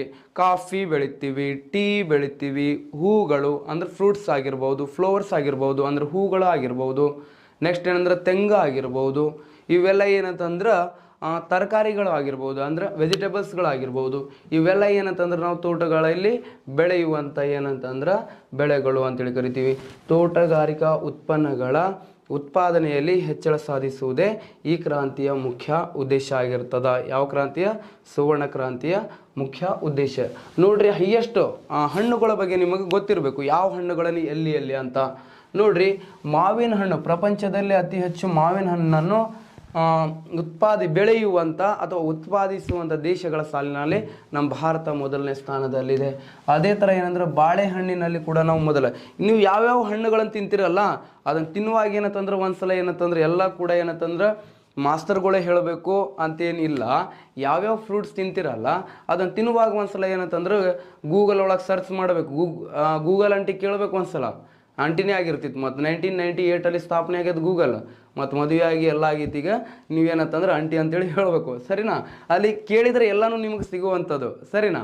ಹಾಗಾದ್ರೆ ಬಾಳೆಹಣ್ಣು ಎಲ್ಲಿಯಪ್ಪ ಅಂತ ಕೇಳಿದ್ರೆ ಭಾರತ. ನೆಕ್ಸ್ಟ್ ಏನಂತಂದ್ರೆ ಪಪ್ಪಾಯಿ ಹಣ್ಣು. ಪಪ್ಪಾಯಿ ಹಣ್ಣು ಕೂಡ ಏನಂತಂದ್ರೆ ನಮ್ಮ ಭಾರತದಲ್ಲಿ ಅತಿ ಹೆಚ್ಚು. ನೆಕ್ಸ್ಟ್ ಏನಂತಂದ್ರೆ ಲಿಂಬೆಹಣ್ಣು. ಲಿಂಬೆಹಣ್ಣಲ್ಲಿ ಭಾರತದವ್ರು ಇರಲೇಬೇಕು. ನಮ್ಮ ಮಂದಿ ಏನಂತಂದ್ರೆ ಪ್ರತಿಯೊಂದು ಅಮಾಸಿಗೂ ಬೇಕು ನಮಗೆ, ಎಲ್ಲದಕ್ಕೆ ಅಂದ್ರೆ ಲಿಂಬೆಹಣ್ಣು ಬೇಕು. ಲಿಂಬೆಹಣ್ಣು ಇರಲಿಲ್ಲ ಅಂದ್ರೆ ನಡೆಯಂಗಿಲ್ಲ. ಸೊ ಪ್ರಪಂಚದಲ್ಲಿ ಅತಿ ಹೆಚ್ಚು ಲಿಂಬೆಹಣ್ಣು ಭಾರತ. ನೆಕ್ಸ್ಟ್ ಏನಂತಂದ್ರೆ ಕಿತ್ತಾಳೆ ಹಣ್ಣು. ಕಿತ್ತಳೆ ಹಣ್ಣು, ಆರೆಂಜ್ ಅಂತ ಕರಿತೀವಿ. ಆರೆಂಜ್ ಹೈಯೆಸ್ಟ್ ಎಲ್ಲಿ ಅಂತ ಕೇಳಿದ್ರೆ ಬ್ರೆಜಿಲ್ ಒಳಗೆ. ನೆಕ್ಸ್ಟ್ ಹೈಯೆಸ್ಟ್ ಆ್ಯಪಲ್ ಯಾವುದು ರೀ ಅಂತ ಕೇಳಿದ್ರೆ ಆ್ಯಪಲ್ ಏನಂತಂದ್ರೆ ಚೀನಾ ಅಂತೇಳಿ ಕರಿತೀವಿ. ನಮ್ಮಲ್ಲಿ ಏನಂದ್ರೆ ಸಿಯಾಚಿನ್ ನದಿ ಅಂತೇಳಿ ಇರ್ತದ. ಯಾವ ನದಿ? ಸಿಯಾಚಿನ್ ನದಿ ಅಂತ. ಸಿಯಾಚಿನ್ ನದಿ ಅಂತೇಳಿ ಕರಿತೀವಿ. ಇದು ಭಾರತದ ಅತಿ ಉದ್ದವಾಗಿ ಹರಿಯುವ ಹಿಮ ನದಿ ರೀ ಇದು. ಯಾವ ನದಿ? ಹಿಮ ನದಿಯಾಗಿದೆ. ಭಾರತದಲ್ಲಿ ಹರಿಯುವ ಅತಿ ಉದ್ದವಾಗಿ ಹರಿಯುವಂಥ ಹಿಮ ನದಿಯಾಗಿದೆ ರೀ ಸಿಯಾಚಿನ್. ಎಷ್ಟು ಕಿಲೋಮೀಟರ್ ಅಂತಂದ್ರೆ 72 ಕಿಲೋಮೀಟರ್ ಲೆಂತ್ ಇದೆ ರೀ ಇದರದ್ದು. ಎಷ್ಟು? 72 ಕಿಲೋಮೀಟರ್ ಇದರ ಏನಂತಂದ್ರೆ ಉದ್ದವಾಗಿ ಹರಿಯುವಂಥ ನದಿ. ಸೊ ಈ ನದಿಯ ಏನಂತಂದ್ರೆ ದಂಡೆ ಮೇಲೆ ಬೆಳೆದಿರುವಂಥ ಆ್ಯಪಲಿಗೆ ಏನಂತಂದ್ರೆ ಅಂತಾರಾಷ್ಟ್ರೀಯ ಮಾರುಕಟ್ಟೆಯಲ್ಲಿ ಅತಿ ಹೆಚ್ಚು ಮೌಲ್ಯ ಇರೋದು. ಓಕೆ, ಸಿಯಾಚಿನ್ ನದಿ ಅಂತೇಳಿ ಕರಿತೀವಿ. ನೆಕ್ಸ್ಟ್ ಇದಾದ ನಂತರ ಸುವರ್ಣ ನಾರಿನ ಕ್ರಾಂತಿ ಅಂತೇಳಿ ಇರುತ್ತೆ ರೀ. ಯಾವ ನಾರಿನ ಕ್ರಾಂತಿ? ಸುವರ್ಣ ನಾರಿನ ಕ್ರಾಂತಿ. ಗೋಲ್ಡನ್ ಫೈಬರ್ ರೆವಲ್ಯೂಷನ್ ಅಂತ ಕರಿತೀವಿ ಇದನ್ನ. ಯಾವ revolution? Golden fibre revolution. Golden fibre revolution. ಸುವರ್ಣ ನಾರಿನ ಕ್ರಾಂತಿ. ಈ ಸುವರ್ಣ ನಾರಿನ ಕ್ರಾಂತಿ ಜಾರಿಗೆ ಬಂದಿದ್ದು 1911ರಲ್ಲಿ ಸುವರ್ಣ ನಾರಿನ ಕ್ರಾಂತಿಯನ್ನು ಜಾರಿಗೆ ತರ್ತಾರ. ಇದರ ಪಿತಾಮಹ ಯಾರು ಅಂತ ಕೇಳಿದ್ರೆ ಲಾರ್ಡ್ ಹರ್ಡಿಂಜ್ II ಅಂತೇಳಿ ಕರಿತೀವಿ. ನೋಡ್ರಿ ಸ್ನೇಹಿತರೆ, ಸುವರ್ಣ ನಾರಿನ ಕ್ರಾಂತಿ ಬರ್ಬೇಕಂತಂದ್ರೆ ಕಾರಣ ಏನು ಅಂಥೇಳಿ ಕೇಳಿದ್ರೆ ಕಾರಣ ಏನಿರ್ಬಹುದ್ರಿ ಅಂತ ಕೇಳಿದ್ರೆ ಮುಖ್ಯ ಉದ್ದೇಶ ಏನಂತ ಕೇಳಿದ್ರೆ ಸುವರ್ಣ ನಾರಿನ ಕ್ರಾಂತಿಯ ಮುಖ್ಯ ಉದ್ದೇಶ ಏನಂತ ಕೇಳಿದ್ರೆ ನೋಡ್ರಿ, ಸೆಣಬಿನ ಉತ್ಪಾದನೆಯಲ್ಲಿ ಹೆಚ್ಚಳ ಸಾಧಿಸುವುದೇ ಇದರ ಮುಖ್ಯ ಉದ್ದೇಶ ಆಗಿರ್ತದ. ಯಾವುದರ ಉತ್ಪಾದನೆಯಲ್ಲಿ? ಸೆಣಬಿನ ಉತ್ಪಾದನೆಯಲ್ಲಿ. ನೋಡ್ರಿ ಸ್ನೇಹಿತರೆ, ಯಾಕೆ ಈ ಕ್ರಾಂತಿ ಅಂತ ಕೇಳಿದಾಗ 1904ರಲ್ಲಿ 1904ರಲ್ಲಿ ಬ್ರಿಟಿಷ್ ವೈಸ್ರಾಯರಿದ್ದವ್ರು ಯಾರಪ್ಪ? 1904ರಲ್ಲಿ ಅಂತ ಕೇಳಿದ್ರೆ ಲಾರ್ಡ್ ಹರ್ಡಿಂಜ್ ಅಂತೇಳಿ ಇರ್ತಾರ. ಲಾರ್ಡ್ ಕರ್ಜನ್ ಅಂತೇಳಿ ಇರ್ತಾರೆ. ಸಾರಿ, 1904ರಲ್ಲಿ ಇದ್ದವ್ರು ಯಾರು? ಲಾರ್ಡ್ ಕರ್ಜನ್ ಅಂತೇಳಿ ಇರ್ತಾರ. ಕರ್ಜನ್ ಅಂತೇಳಿ ಇರ್ತಾರ. ಓಕೆ, ಈ ಲಾರ್ಡ್ ಕರ್ಜನ್ ಅವರು ಇವರನ್ನು ಏನಂತಂದ್ರೆ ಬ್ರಿಟಿಷ್ ಔರಂಗಜೇಬ್ ಅಂತೇಳಿ ಕೂಡ ಕರೀತಾರೆ ಸ್ನೇಹಿತರೆ. ಏನಂತೇಳಿ ಕರೀತಾರ? ಬ್ರಿಟಿಷ್ ಔರಂಗಜೇಬ್ ಅಂತೇಳಿ ಕರೀತಾರೆ ಇವರನ್ನು. ಯಾಕೆ ಕರೀತಾರ ಅಂತ ಕೇಳಿದ್ರೆ ಇವರು ಕೂಡ ಏನಂದ್ರೆ ಔರಂಗಜೇಬ್ ಹಾಗೆ ಏನಂತಂದ್ರೆ ಒಡೆದು ಆಳುವಂಥ ನೀತಿಯನ್ನು ಮಾಡ್ತಿರ್ತಾರೆ ಇವ್ರು. ನೋಡ್ರಿ, 1904ರಲ್ಲಿ ಈ ಲಾರ್ಡ್ ಕರ್ಜನ್ ಅವರು ಏನು ಮಾಡಿದ್ರು? ವಿಶ್ವವಿದ್ಯಾಲಯಗಳ ಕಾಯ್ದೆಯನ್ನು ಜಾರಿಗೆ ತರ್ತಾರೆ, ವಿ ಆಕ್ಟ್. ಮತ್ತೇನಂತಂದ್ರೆ ಅದೇ ವರ್ಷ 1904ರಲ್ಲಿ ಪ್ರಾಚ್ಯ ವಸ್ತುಗಳ ಸಂರಕ್ಷಣಾ ಕಾಯ್ದೆಯನ್ನು ಜಾರಿಗೆ ತರ್ತಾರೆ. ಅಂದ್ರೆ ಪ್ರಾಚೀನ ವಸ್ತುಗಳ, ಓಕೆ, ಅವುಗಳನ್ನು ರಕ್ಷಣೆ ಮಾಡಕ್ಕ. ಮತ್ತು ಅದೇ ಥರ ಏನಂತಂದ್ರೆ ಅವರು 1904ರಲ್ಲಿ ಕೋಆಪರೇಟಿವ್ ಸೊಸೈಟಿ ಆಕ್ಟ್ 1904 ಜಾರಿಗೆ ತರ್ತಾರೆ ಅವರು. ಮುಂದೆ ಹೇಳ್ತೀನಿ ಇದನ್ನು ಬರುವಂಥದ್ದು. ಅವಾಗ ಏನಂತಂದ್ರೆ ಇಷ್ಟೆಲ್ಲ ಮಾಡಿ ಇವ್ರು ಏನಂತಂದ್ರೆ ಇದು ಬಂಗಾಳ ಅಂತ ತಿಳ್ಕೊಳ್ರಿ. ಇದು ಯಾವುದು? ಬಂಗಾಳ. ಓಕೆ, 1905 ಅಕ್ಟೋಬರ್ ಏನಂತಂದ್ರೆ 16ಕ್ಕೆ ಅಕ್ಟೋಬರ್ 16ಕ್ಕೆ ಇವರು ಬಂಗಾಳವನ್ನು ವಿಭಜನೆ ಮಾಡ್ತಾರೆ. 1905 ಅಕ್ಟೋಬರ್ 16ಕ್ಕೆ ಬಂಗಾಳವನ್ನು ವಿಭಜನೆ ಮಾಡ್ತಾರೆ. ಓಕೆ, ಬಂಗಾಳವನ್ನು ವಿಭಜನೆ ಮಾಡಿದ್ರು. ಯಾರಂತಂದ್ರೆ ಇದು FDA ಕ್ವಶನ್ ಆಗಿದ್ದು ನೋಡ್ರಿ, ವಿತ್ ಡೇಟು ನೆನಪಿಟ್ಕೊಳ್ಬೇಕು. ನೋಡ್ರಿ, ಬಂಗಾಳ ವಿಭಜನೆ ಮಾಡಿದಾಗ ಇದು ಪೂರ್ವದ ಬಂಗಾಳ, ಇದು ಪಶ್ಚಿಮದ ಬಂಗಾಳ. ಪೂರ್ವದ ಬಂಗಾಳದಲ್ಲಿ ಅಧಿಕ ಪ್ರಮಾಣದಲ್ಲಿ ಏನಂತಂದ್ರೆ ಮುಸಲ್ಮಾನರು ಇರ್ತಾರ. ಇನ್ನು ಪಶ್ಚಿಮ ಬಂಗಾಳದಲ್ಲಿ ಹಿಂದೂಗಳಾಗಿರ್ತಾರ. ಪೂರ್ವದ ಬಂಗಾಳದ ಕ್ಯಾಪಿಟಲ್ ಸಿಟಿ ಆಗಿರ್ತದ್ರಿ ಢಾಕಾ.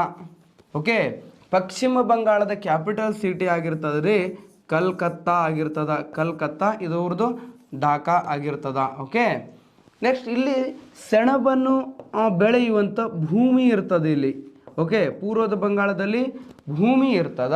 ಇಲ್ಲಿ ಪಶ್ಚಿಮ ಬಂಗಾಳದಲ್ಲಿ ಏನಂತಂದ್ರೆ ಸೆಣಬಿನ ಕೈಗಾರಿಕೆಗಳು ಇರ್ತಾವ. ಅಂತಂದ್ರೆ ಫ್ಯಾಕ್ಟ್ರೀಸ್ಗಳು ಇರ್ತಾವ್ರಿ. ಸೆಣಬಿನ ಫ್ಯಾಕ್ಟ್ರೀಸ್ಗಳು ಎಲ್ಲಿ ಕಂಡು ಬರ್ತಾವ ಅಂತ ಕೇಳಿದ್ರೆ ಫ್ಯಾಕ್ಟ್ರೀಸ್ಗಳು ಅಂತಂದ್ರೆ ಕೈಗಾರಿಕೆಗಳು ಇಲ್ಲಿ ಕಂಡು ಬರ್ತಾವ. ನೋಡ್ರಿ, ಇವರು 1905ರವರೆಗೆ ಏನಂತಂದ್ರೆ ನಮ್ಮ ಇಂಡಿಯಾ ಒಳಗೆ ಹಿಂದೂ ಮತ್ತು ಮುಸಲ್ಮಾನರು ಏನಂತಂದ್ರೆ ಬಾಯಿ ಇದ್ದಂಗಿದ್ರು. ಸೊ ಬಂಗಾಳದ ವಿಭಜನೆಯನ್ನು ಮಾಡಿ ಇವ್ರ ನಡುವೆ ಏನಂದ್ರೆ ದ್ವೇಷದ ಮನೋಭಾವವನ್ನು ಬೆಳೆಸಿದ. ಅವಾಗ ಏನಂತಂದ್ರೆ ಇವ್ರು ಏನಂತಂದ್ರೆ ಪೂರ್ವದ ಬಂಗಾಳದವರು ಪಶ್ಚಿಮದ ಬಂಗಾಳದ ನಡುವೆ ವಿಭಜನೆ ಆದ ನಂತರ ಏನಂತಂದ್ರೆ ಒಂದು ಸಿಂಗಲ್ ಕಡ್ಡಿನೂ ಕೂಡ ಏನಂದ್ರೆ ಪೂರ್ವ ಬಂಗಾಳದಿಂದ ಪಶ್ಚಿಮ ಬಂಗಾಳ, ಪಶ್ಚಿಮ ಬಂಗಾಳದಿಂದ ಪೂರ್ವದ ಬಂಗಾಳ ಸಾಗ್ತಿರಂಗಿಲ್ಲ. ಓಕೆ, ಅವಾಗ ಏನಂತಂದ್ರೆ ಇಲ್ಲಿ ಬೆಳೆದಿರುವಂಥ ಬೆಳೆಗಳಿಗೆ ಏನಂತಂದ್ರೆ ಫ್ಯಾಕ್ಟ್ರಿ ಇಲ್ಲಾರ್ದಂಗೆ ಏನಂದ್ರೆ ಸೆಣಬು ಇಲ್ಲೇ ಭೂಮಿಯಲ್ಲಿ ಕೊಳತು ಹೋದವು. ನೆಕ್ಸ್ಟ್ ಏನಂದ್ರೆ ಇವು ಫ್ಯಾಕ್ಟ್ರೀಸ್ಗಳು ಏನಂತಂದ್ರೆ ಏನಿರ್ಲಾರ್ದಂಗೆ ಕಚ್ಚಾ ಸೆಣಬು ಇರ್ಲಾರ್ದಂಗೆ ಏನಾದವು ಅವು ಅಂತಂದ್ರೆ ಅವು ಕೂಡ ಏನಂತಂದ್ರೆ ನಷ್ಟದಲ್ಲಿ ಮುಂದುವರೆದು. ನೆಕ್ಸ್ಟ್ ಏನಂತಂದ್ರೆ ಇದಾದ ನಂತರ ನೆಕ್ಸ್ಟ್ ನಮ್ಮ ದೇಶದಲ್ಲಿ 1911ರಲ್ಲಿ ಏನಂತಂದ್ರೆ ಲಾರ್ಡ್ ಹರ್ಡಿಂಜ್ ಅಂತೇಳಿ ಬರ್ತಾರ. ಲಾರ್ಡ್ ಹರ್ಡಿಂಜ್ ಟು ಯಾರಿರ್ತಾರ? Lord Hardinge two. Lord Hardinge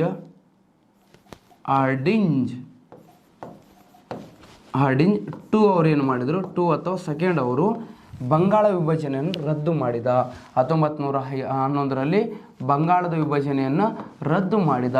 ಬಂಗಾಳದ ವಿಭಜನೆಯನ್ನು ರದ್ದು ಮಾಡಿದಾಗ ಮತ್ತು ಪೂರ್ವದ ಬಂಗಾಳದಲ್ಲಿ ಬೆಳೆದಿರುವ ಸೆಣಬು ಮತ್ತು ಪಶ್ಚಿಮ ಬಂಗಾಳದ ಏನಂತಂದ್ರೆ ಕೈಗಾರಿಕೆಗಳಿಗೆ ಬಂದು ಏನಂತಂದ್ರೆ ಸೆಣಬಿನ ಉತ್ಪಾದನೆಯಲ್ಲಿ ಮತ್ತೇನಾಯಿತು? ಜಾಸ್ತಿ ಆಯಿತು. ಇಲ್ಲಿರುವಂಥ ಕೈಗಾರಿಕೆಗಳು ಏನಾಯಿತು? ಕಚ್ಚಾ ಸೆಣಬು ಸಿಕ್ಕಿ ಮತ್ತೇನಂದ್ರೆ ಸೆಣಬಿನ ಉತ್ಪಾದನೆಯಲ್ಲಿ ಏನಾಗ್ತದ? ಮತ್ತಷ್ಟು ಏನಂತಂದ್ರೆ ಹೆಚ್ಚಳ ಆಗ್ತದ. ಈ ಕ್ರಾಂತಿಯ ಮುಖ್ಯ ಉದ್ದೇಶ ಆಗಿರ್ತದ. ಸೆಣಬಿನ ಉತ್ಪಾದನೆಯಲ್ಲಿ ಹೆಚ್ಚಳ ಸಾಧಿಸುವುದೇ ಇದರ ಮುಖ್ಯ ಉದ್ದೇಶ ಆಗಿರ್ತದ. ಯಾವುದರ ಮುಖ್ಯ ಉದ್ದೇಶ ಆಗಿರ್ತದ ಅಂತ ಕೇಳಿದ್ರೆ ಈ ಕ್ರಾಂತಿಯ ಮುಖ್ಯ ಉದ್ದೇಶ ಆಗಿರ್ತದ. ನೆಕ್ಸ್ಟ್, ಪ್ರಪಂಚದಲ್ಲೇ ಅತಿ ಹೆಚ್ಚು 2022 ಅಲ್ಲಿ ಪ್ರಪಂಚದಲ್ಲಿ ಅತಿ ಹೆಚ್ಚು ಸೆಣಬನ್ನು ಉತ್ಪಾದಿಸುವಂಥ ದೇಶಗಳು ಯಾವ್ಯಾವ ಅದಾವಪ್ಪ? ಹೈಯೆಸ್ಟ್ ಜೂಟನ್ನು ಬೆಳೆಯುವ ದೇಶಗಳು ಯಾವ್ಯಾವ ಅದಾವಪ್ಪ? ಸೆಣಬು ಅಂತಂದ್ರೆ ಜೂಟ್ ಅಂತ ಕರಿತೀವಿ. ಅವು ಯಾವ್ಯಾವ ಆಗಿರ್ಬೋದು ಅಂತ ಕೇಳಿದ್ರೆ ಒಂದನೇದು ಭಾರತ. ಪ್ರಸ್ತುತ ಬಾಂಗ್ಲಾದೇಶ ಇತ್ತು. ಈಗ ಹಳೆ ಬುಕ್ಕಲ್ಲಿ ಕೂಡ ಏನಂತಂದ್ರೆ ನಿಮಗೆ ಬಾಂಗ್ಲಾದೇಶ ಅಂತೇಳಿ ಕೊಟ್ಟಿರ್ತಾನ, ಅಪ್ಡೇಟ್ ಆಗಿರಂಗಿಲ್ಲ ಸ್ನೇಹಿತರೆ. ಸೊ ಅದಕ್ಕೆ ಏನಂತಂದ್ರೆ ಪ್ರೆಸೆಂಟ್ ನೋಡಿದಾಗ ಭಾರತ ಟಾಪ್ 1 ಇರುವಂಥ. ಎರಡನೇ ದೇಶ ಯಾವುದಂತಂದ್ರೆ ಬಾಂಗ್ಲಾದೇಶ, ಮೂರನೇದು ಯಾವುದಂದ್ರೆ ಚೀನಾ, ನಾಲ್ಕನೇದು ಏನಂದ್ರೆ ಉಜ್ಬೇಕಿಸ್ತಾನ್ ಅಂತೇಳಿ ಕರಿತೀವಿ, ಉಜ್ಬೇಕಿಸ್ತಾನ ಅಂತೇಳಿ ಹೇಳ್ಬೋದು. ಉಜ್ಬೇಕಿಸ್ತಾನ್ ಲಾಸ್ಟ್ ಟೈಮ್ ತಾಸ್ಕೆಂಟ್ ಅಂತೇಳಿ ಹೇಳಿದ್ದೀವಲ್ಲ, ಅಲ್ಲೇ ಉಜ್ಬೇಕಿಸ್ತಾನದಲ್ಲೇ ಕಂಡು ಬರುವಂಥದ್ದು. ಓಕೆ, ಸೊ ಇವು ಏನಂತಂದ್ರೆ ಅತಿ ಹೆಚ್ಚು ಸೆಣಬು. ಸೆಣಬಿಂದ ಏನು ರೆಡಿ ಹಾಕದ್ರಿ ಸರ್? ಸೆಣಬಿನ ಸೀರೆ ಯಾರು ಹಾಕೊಂಡ್ರೇನು? ಮತ್ತು ಸೆಣಬಿನ ಸೀರೆಗಿರಿ ರೆಡಿ ಆಗಂಗಿಲ್ರಿ. ಸೆಣಬಿನಿಂದ ಏನಂತಂದ್ರೆ ಗೋಣಿ ಚೀಲ, ಹಗ್ಗ ಮತ್ತೇನಂದ್ರೆ ಸುತ್ತಳಿ ಅಂತ ವಸ್ತುಗಳು ಏನಂತಂದ್ರೆ ರೆಡಿ ಆಗುವಂಥದ್ದು. ಸರಿನಾ? ನೆಕ್ಸ್ಟ್ ಏನಂತಂದ್ರೆ ಭಾರತದಲ್ಲಿ ಅತಿ ಹೆಚ್ಚು ಸೆಣಬು ಬೆಳೆಯುವ ರಾಜ್ಯಗಳು ಯಾವ್ಯಾವು? ಓಕೆ, ಸೆಣಬನ್ನು ಹೈಯೆಸ್ಟ್ ಬೆಳೆಯುವಂಥದ್ದು ರಾಜ್ಯಗಳನ್ನು ನೋಡಿದಾಗ highest jute production state in the India ಅಂತೇಳಿ ಕೇಳಿದ್ರೆ ಯಾವುದಾಗಿರ್ಬಹುದು ಅಂತ ಕೇಳಿದ್ರೆ ವೆಸ್ಟ್ ಬೆಂಗಾಲ್. ಪ್ರಸ್ತುತ ಏನಂತಂದ್ರೆ ಪಶ್ಚಿಮ ಬಂಗಾಳ, ಯಾವತ್ತು ಏನಂತಂದ್ರೆ ಪಶ್ಚಿಮ ಬಂಗಾಳ ಟಾಪಲ್ಲಿ ಇರುವಂಥದ್ದು. ಎರಡನೇದು ಯಾವುದು? ಬಿಹಾರ. ಮೂರನೇದು ಅಸ್ಸಾಂ. ನಾಲ್ಕನೇದು ಒಡಿಸ್ಸಾ. ಇವು ಟಾಪ್ ಏನಂತಂದ್ರೆ ಸೆಣಬಿನ ಉತ್ಪಾದನೆಯಲ್ಲಿ ಹೆಚ್ಚಳ ಇರುವಂಥ ರಾಜ್ಯಗಳು. ನೆಕ್ಸ್ಟ್ ಬರುವಂಥದ್ದು ನೆಕ್ಸ್ಟ್ ಕ್ರಾಂತಿ ಯಾವುದು ಅಂತಂದ್ರೆ ದುಂಡ ಕ್ರಾಂತಿ. ಯಾವ ಕ್ರಾಂತಿ? ನೆಕ್ಸ್ಟ್ ಬರೋದು ಯಾವುದು ಕ್ರಾಂತಿ? ವೃತ್ತ ಕ್ರಾಂತಿ ಅಂತೇಳಿ. ದುಂಡು ಕ್ರಾಂತಿ ಅಂದ್ರೆ ಒಂದೇ, ನೆಕ್ಸ್ಟ್ ಏನಂತಂದ್ರೆ ವೃತ್ತ ಕ್ರಾಂತಿ ಅಂತಂದ್ರೆ ಒಂದೇ. ದುಂಡು ಕ್ರಾಂತಿ ಅಥವಾ ವೃತ್ತ ಕ್ರಾಂತಿ ಅಂತೇಳಿ ಕರಿತೀವಿ.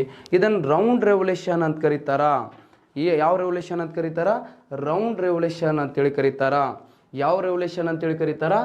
ರೌಂಡ್ ರೆವಲ್ಯೂಷನ್ ಅಂತ ಕರೀತಾರ. ಯಾವ ರೆವಲ್ಯೂಷನ್? ರೌಂಡ್ ರೆವಲ್ಯೂಷನ್ ಅಂತ ಕರೀತಾರ. ವೃತ್ತ ಕ್ರಾಂತಿ, ರೌಂಡ್ ರೆವಲ್ಯೂಷನ್ ಅಂತೇಳಿ ಕರಿತೀವಿ. ಯಾವುದಕ್ಕೆ ಸಂಬಂಧಪಟ್ಟೈತ್ರಿ ಈ ವೃತ್ತ ಕ್ರಾಂತಿ ಅಂತ ಕೇಳಿದ್ರೆ ಉದ್ದೇಶ ಏನಂತಂದ್ರೆ ಆಲೂಗಡ್ಡೆಗಳ ಉತ್ಪಾದನೆಯಲ್ಲಿ ಏನು ಮಾಡೋದು? ಹೆಚ್ಚಳ ಸಾಧಿಸುವುದಾಗಿದೆ. ಆಲೂಗಡ್ಡೆಗಳ ಉತ್ಪಾದನೆಯಲ್ಲಿ ಹೆಚ್ಚಳ ಸಾಧಿಸುವುದಾಗಿದೆ. ಯಾವುದರದ್ದು ಅಂತ ಕೇಳಿದ್ರೆ ಈ ವೃತ್ತ ಕ್ರಾಂತಿಯ ಮುಖ್ಯ ಉದ್ದೇಶ. ಯಾವುದರ ಉತ್ಪಾದನೆಯಲ್ಲಿ ಅಂತ ಕೇಳಿದ್ರೆ ಆಲೂಗಡ್ಡೆಗಳ ಉತ್ಪಾದನೆಯಲ್ಲಿ ಹೆಚ್ಚಳ ಸಾಧಿಸುವುದೇ ಇದರ ಮುಖ್ಯ ಉದ್ದೇಶ ಆಗಿರ್ತದ. ಓಕೆ, ನಮ್ಮಲ್ಲಿ ಏನಂತಂದ್ರೆ ಹಿಮಾಚಲ ಪ್ರದೇಶ ಅಂತೇಳಿ ಕಂಡು ಬರುತ್ತೆ. ಹಿಮಾಚಲ ಪ್ರದೇಶದ ಸಿಮ್ಲಾ ಎಂಬಲ್ಲಿ ಆಲೂಗಡ್ಡೆಗಳ ಸಂಶೋಧನಾ ಕೇಂದ್ರವನ್ನು ಸ್ಥಾಪನೆ ಮಾಡಲಾಗಿದೆ. ಹಿಮಾಚಲ ಪ್ರದೇಶದ ಯಾವುದು? ಸಿಮ್ಲಾ ಒಳಗೆ ಏನಂದ್ರೆ ಪ್ರಸ್ತುತ ಏನಂತಂದ್ರೆ ಪೊಟ್ಯಾಟೊ ಏನಂತಂದ್ರೆ ರಿಸರ್ಚ್ ಸೆಂಟರ್ ಅನ್ನು ಸ್ಥಾಪನೆ ಮಾಡಲಾಗಿದೆ. ಅದು ನಿಮಗೆ ಗೊತ್ತಿರಬೇಕು, ರೈಟ್? ನೆಕ್ಸ್ಟ್ ಪ್ರಪಂಚದಲ್ಲಿ ಅತಿ ಹೆಚ್ಚು ಆಲೂಗಡ್ಡೆಯನ್ನು ಬೆಳೆಯುವಂಥ ದೇಶಗಳ ಸಾಲಿನಲ್ಲಿ ಮೊದಲನೇ ಸ್ಥಾನದಲ್ಲಿ ನೋಡ್ರಿ. ಪ್ರಪಂಚದಲ್ಲಿ ಅತಿ ಹೆಚ್ಚು ಆಲೂಗಡ್ಡೆಯನ್ನು ಬೆಳೆಯುವ ದೇಶಗಳ ಸಾಲಿನಲ್ಲಿ ಮೊದಲನೇ ಸ್ಥಾನದಲ್ಲಿ ಇದೆ. ಯಾವುದು ಅಂತ ಕೇಳಿದ್ರೆ ಚೀನಾ ಕಂಡು ಬರುತ್ತೆ. ಸೊ ಪಾಪ್ಯುಲೇಷನ್ ಹೆಚ್ಚಿರೋದ್ರಿಂದ ಏನಂತಂದ್ರೆ ಚೀನಾದಲ್ಲಿ ಏನಂತಂದ್ರೆ ಜಾಸ್ತಿ ಕಂಡು ಬರೋದು. ಎಲ್ಲಿ ಕಂಡು ಬರ್ತಿತ್ತು ಅಂತಂದ್ರೆ ಚೀನಾದಲ್ಲಿ ಕಂಡು ಬರುತ್ತೆ. ಎರಡನೇದು ಯಾವುದು ಅಂತಂದ್ರೆ ಭಾರತ. ಹೈಯೆಸ್ಟ್ ಆಲೂಗಡ್ಡೆಗಳಲ್ಲಿ ನೋಡಿದಾಗ ಏನಂತಂದ್ರೆ ಭಾರತ. ಇನ್ನು ಮೂರನೇದು ಯಾವುದು ಅಂತ ಕೇಳಿದ್ರೆ ರಷ್ಯಾ. ಈ ಟಾಪ್ ಏನಂತಂದ್ರೆ ಆಲೂಗಡ್ಡೆ ಉತ್ಪಾದನೆಯಲ್ಲಿ ಹೆಚ್ಚಳ ಸಾಧಿಸುವಂಥ ಯಾವುದು ಅಂತಂದ್ರೆ ದೇಶಗಳು. ಅದೇ ಥರ ನಮ್ಮ ಭಾರತದಲ್ಲಿ ಯಾವುದಿದಾವ್ರಿ? ಭಾರತದಲ್ಲಿ ಅತಿ ಹೆಚ್ಚು ಆಲೂಗಡ್ಡೆಗಳನ್ನು ಬೆಳೆಯುವ ರಾಜ್ಯಗಳ ಸಾಲಿನಲ್ಲಿ ಮೊದಲನೇ ಸ್ಥಾನದಲ್ಲಿದೆ ರೀ ಉತ್ತರ ಪ್ರದೇಶ. ಮೊದಲನೇ ಸ್ಥಾನದಲ್ಲಿರೋದು UP. ಎರಡನೇ ಸ್ಥಾನದಲ್ಲಿ ಯಾವುದು ಅಂತ ಕೇಳಿದ್ರೆ ಪಶ್ಚಿಮ ಬಂಗಾಳ. ಎರಡನೇದು ಯಾವುದು? ಪಶ್ಚಿಮ ಬಂಗಾಳ. ಮೂರನೇದು ಬಿಹಾರ. ನಾಲ್ಕನೇದು ಗುಜರಾತ. ಇವು ಟಾಪ್ ಏನಂತಂದ್ರೆ 4 ಆಲೂಗಡ್ಡೆಯನ್ನು ಬೆಳೆಯುವ ರಾಜ್ಯಗಳು. Okay, right. ನೆಕ್ಸ್ಟ್ ಇದಾದ ನಂತರ ಆಲೂಗಡ್ಡೆಯಿಂದ ಏನಂತಂದ್ರೆ ನಿಮ್ಮ ಚಿಪ್ಸ್ ರೆಡಿ ಆಗುವಂಥದ್ದು. ಏನೇನು ರೆಡಿ ಆಗ್ತದೆ ನಿಮ್ಗೆ ಗೊತ್ತೈತಿ. ನೆಕ್ಸ್ಟ್ ಏನಂದ್ರೆ ಬೂದು ಕ್ರಾಂತಿ ಅಂತೇಳಿ ಕರಿತೀವಿ. ಬೂದು ಕ್ರಾಂತಿ ಅಂತಂದ್ರೆ ಗ್ರೇ ರೆವಲ್ಯೂಷನ್ ಅಂತ ಕರಿತೀವಿ. ಇದಕ್ಕೆ ಯಾವ ರೆವಲ್ಯೂಷನ್? ಗ್ರೇ ರೆವಲ್ಯೂಷನ್ ಅಂತ ಕರೀತಾರ. ಗ್ರೇ ರೆವಲ್ಯೂಷನ್, ಬೂದು ಕ್ರಾಂತಿ. ಉದ್ದೇಶ ಫರ್ಟಿಲೈಸರ್ಸ್ಗಳ ಉತ್ಪಾದನೆಯಲ್ಲಿ, ಫರ್ಟಿಲೈಸರ್ಸ್ ಅಂತಂದ್ರೆ ರಸಗೊಬ್ಬರಗಳ ಉತ್ಪಾದನೆಯಲ್ಲಿ ಹೆಚ್ಚಳ ಸಾಧಿಸುವುದೇ ಇದರ ಮುಖ್ಯ ಉದ್ದೇಶ ಆಗಿರ್ತದ. ರಸಗೊಬ್ಬರ ಜಾಸ್ತಿ ಉತ್ಪಾದನೆ ಮಾಡಬೇಕು. ರಸಗೊಬ್ಬರಗಳ ಉತ್ಪಾದನೆಯಲ್ಲಿ ಹೆಚ್ಚಳ ಸಾಧಿಸುವುದೇ ಇದರ ಮುಖ್ಯ ಉದ್ದೇಶ ಆಗಿರ್ತದ. ನೋಡ್ರಿ, ಭಾರತದಲ್ಲಿ ಅತಿ ಹೆಚ್ಚು ರಸಗೊಬ್ಬರ ಉತ್ಪಾದಿಸುವ ರಾಜ್ಯ ಯಾವುದು ಅಂತ ಕೇಳಿದ್ರೆ ಗುಜರಾತ್ ರಾಜ್ಯವು ಅತಿ ಹೆಚ್ಚು ರಸಗೊಬ್ಬರವನ್ನು ಉತ್ಪಾದಿಸುವ ರಾಜ್ಯ ಆಗ್ಯದ. ಯಾವ ರಾಜ್ಯ? ಗುಜರಾತ್ ರಾಜ್ಯ. ಹೈಯೆಸ್ಟ್ ನೋಡ್ರಿ, ಭಾರತದಲ್ಲಿ ಮೊಟ್ಟ ಮೊದಲ ನೋಡ್ರಿ ಯಾವ ಕೃಷಿ ಅಂತ ಕೇಳಿದ್ರೆ ಭಾರತದಲ್ಲಿ ಮೊಟ್ಟ ಮೊದಲ ಬಾರಿಗೆ ಸಾವಯವ ಕೃಷಿಯನ್ನು ಅಳವಡಿಸಿಕೊಂಡ ರಾಜ್ಯ ಯಾವುದು ಅಂತ ಕೇಳಿದ್ರೆ ಸಿಕ್ಕಿಂ. ಸಾವಯವ ಕೃಷಿ ಅಂತಂದ್ರೆ ಆರ್ಗಾನಿಕ್ ಏನಂತಂದ್ರೆ ಅಗ್ರಿಕಲ್ಚರ್ ಅಂತ ಕರಿತೀವಿ. ಆರ್ಗಾನಿಕ್ ಅಗ್ರಿಕಲ್ಚರ್ ಅಂತಂದ್ರೆ ಈಗ ಕೆಮಿಕಲ್ ಫರ್ಟಿಲೈಸರ್ಸ್ಗಳನ್ನು ಬಳಸುವ ಬದಲು ಯಾವುದು ಕೆಮಿಕಲ್ ಫರ್ಟಿಲೈಸರ್ಸ್ಗಳನ್ನು ಬಳಸುವ ಬದಲು ಅದರ ಬದಲಿಗೆ ಯಾವುದನ್ನು ಬಳಸಬೇಕು ಅಂತಂತ ಕೇಳಿದ್ರೆ ಈಗ ಆಕಳ ಸಗಣಿ ಆಗಿರ್ಬೋದು. ನೆಕ್ಸ್ಟ್ ಏನಂತಂದ್ರೆ ಗಿಡ ಮೂಲಗಳಿಂದ ಬಿದ್ದಿರುವಂತಂದ್ರೆ ಎಲೆ ತಪ್ಪಲಾಗಿರ್ಬೋದು.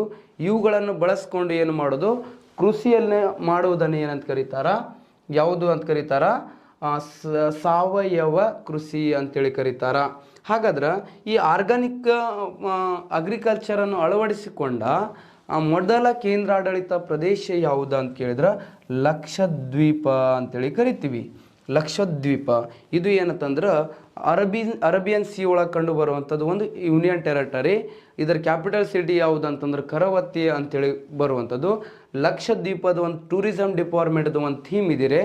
99% ಫನ್ 1% ಲ್ಯಾಂಡ್ ಅನ್ನೋದು ಇದರ ಥೀಮ್ ಇದೆ ರೀ ಲಕ್ಷದ್ವೀಪದ್ದು. ಸರಿನಾ? ಲಕ್ಷದ್ವೀಪ ಏನಂತಂದ್ರೆ ಕೇರಳದ ಕೊಚ್ಚಿ ಹೈಕೋರ್ಟ್ ಅಧೀನದಲ್ಲಿ ಬರುವಂಥದ್ದು. ನೋಡ್ರಿ, ಲಕ್ಷದ್ವೀಪದ ಏನಂತಂದ್ರೆ ಕೊಚ್ಚಿ ಹೈಕೋರ್ಟ್ಕ್ಕಿಂತ ಏನಂತಂದ್ರೆ ಇದನ್ನ ಏನಂತಂದ್ರೆ ನಮ್ಮ ಬೆಂಗಳೂರು, ನಮ್ಮ ಕರ್ನಾಟಕ ಹೈಕೋರ್ಟ್ ಅಧೀನದಲ್ಲಿ ಇದನ್ನು ತರಬೇಕು ಅಂತ ಹೇಳಿ ಪ್ರಪೋಸಲ್ ಇಟ್ಟಿದ್ರು. ಬಟ್ ಅದು ಆಗಲಿಲ್ಲ. ಸರಿನಾ? ಇದಾದ ನಂತರ ಹೈಯೆಸ್ಟ್ ಅಂತಂದ್ರೆ ರಸಗೊಬ್ಬರಗಳನ್ನು ಬಳಸುವಂಥ ಕನ್ಸ್ಯೂಮ್ ಮಾಡುವಂಥ ಸ್ಟೇಟ್ ಯಾವುದ್ರಿ? ಫರ್ಟಿಲೈಸರ್ ಹೈಯೆಸ್ಟ್ ಕನ್ಸ್ಯೂಮ್ ಮಾಡುವಂಥ ಸ್ಟೇಟ್ ನೋಡಿದಾಗ ಕನ್ಸ್ಯೂಮ್ ಮಾಡುವಂಥ ಸ್ಟೇಟ್ ಯಾವುದೈತಿ ಅಂತ ಕೇಳಿದ್ರೆ ನಮ್ಮ ದೇಶದಲ್ಲಿ ಅತಿ ಹೆಚ್ಚು ಫರ್ಟಿಲೈಸರ್ಸ್ಗಳನ್ನು ಕನ್ಸ್ಯೂಮ್ ಮಾಡುವಂಥ ರಾಜ್ಯ ಯಾವುದ್ರಿ ಅಂತ ಕೇಳಿದ್ರೆ ಪಂಜಾಬ್ ರಾಜ್ಯ. ಪಂಜಾಬ್ ರಾಜ್ಯ. ಓಕೆ, ಯಾವ ರಾಜ್ಯ? ಪಂಜಾಬ್ ರಾಜ್ಯ. ಭಾರತದಲ್ಲಿ ಹೈಯೆಸ್ಟ್ ಏನಂತಂದ್ರೆ ಫರ್ಟಿಲೈಸರ್ಸ್ಗಳನ್ನು ಕನ್ಸ್ಯೂಮ್ ಮಾಡುವಂಥ ರಾಜ್ಯ ಅಂತೇಳಿ ಕರಿಬೋದು. ಯಾವ ರಾಜ್ಯ ಅಂತೇಳಿ ಕೇಳಿದ್ರೆ ಈ ಪಂಜಾಬ್ ರಾಜ್ಯ. ನೆಕ್ಸ್ಟ್ ಉತ್ಪಾದನೆ ಮಾಡೋದು ಯಾವುದಂದ್ರೆ ಗುಜರಾತ್. ಹೈಯೆಸ್ಟ್ ಕನ್ಸ್ಯೂಮ್ ಮಾಡೋದು ಯಾವುದು ಅಂತ ಕೇಳಿದ್ರೆ ನಮ್ದು ಯಾವುದು? ಪಂಜಾಬ್ ಅಂತ ಕೇಳ್ತೀವಿ. ಅಲ್ಲಿ ಗೋಧಿ ಮತ್ತೇನಂತಂದ್ರೆ ಬೇರೆ ಏನಂದ್ರೆ ಭತ್ತ ಗೋಧಿ ಜಾಸ್ತಿ ಬೆಳಿತಾರಲ್ಲ, ಅಲ್ಲಿ ಅಂದ್ರೆ ಫರ್ಟಿಲೈಸರ್ಸ್ ಅವಶ್ಯಕತೆ ಇರ್ತಿತ್ತು ಅವ್ರಿಗೆ. ಸೊ ಅವ್ರು ಜಾಸ್ತಿ ಕನ್ಸ್ಯೂಮ್ ಮಾಡ್ತಾರೆ. ನೆಕ್ಸ್ಟ್ ಏನಂತಂದ್ರೆ ಇದಾದ ನಂತರ ನಿಮಗೆ ನೆಕ್ಸ್ಟ್ ಬರೋದು ಯಾವುದು ಅಂತ ಕೇಳಿದ್ರೆ ನೆಕ್ಸ್ಟ್ ವಿಶೇಷತೆಗಳನ್ನು ನೋಡಿದಾಗ ಈಗ ಕೃಷಿಗೆ ಸಂಬಂಧಿಸಿದ ಸಾಲ, ಫಿನಾನ್ಸ್ ಟು ಅಗ್ರಿಕಲ್ಚರ್ ಅಂತೇಳಿ ಕರಿತೀವಿ. ಕೃಷಿಗೆ ಸಂಬಂಧಿಸಿದ ಸಾಲ ಯಾವುದಕ್ಕೆ ಸಂಬಂಧಪಟ್ಟೈತಿ? ಕೃಷಿಗೆ ಸಾಲ ಎಲ್ಲಿಂದ ತಗೊಳ್ತಾರೆ? ಓಕೆ, ಕೃಷಿಗೆ ಸಂಬಂಧಿಸಿದ ಸಾಲ. ಹಾಗಾದ್ರೆ ಕೃಷಿಗೆ ಸಂಬಂಧಿಸಿದ ಸಾಲವನ್ನು ನೋಡಿದಾಗ ಎಲ್ಲಿಂದ ಬರ್ತಿದ್ರಿ ಕೃಷಿಗೆ ಸಂಬಂಧಿಸಿದ ಸಾಲ? ಓಕೆ, ಕೃಷಿಗೆ ಸಂಬಂಧಿಸಿದ ಸಾಲವನ್ನು 2 ವಿಧಗಳಲ್ಲಿ ವಿಂಗಡಣೆ ಮಾಡಲಾಗಿದೆ. ಕೃಷಿಗೆ ಸಂಬಂಧಿಸಿದ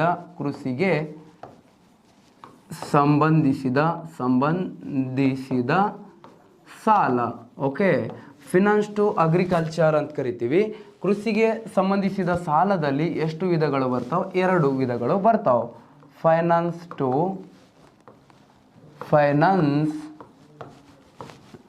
ಟು ಅಗ್ರಿಕಲ್ಚರ್ ಅಂತ ಕರಿತೀವಿ. ಯಾವುದು? Finance to agriculture.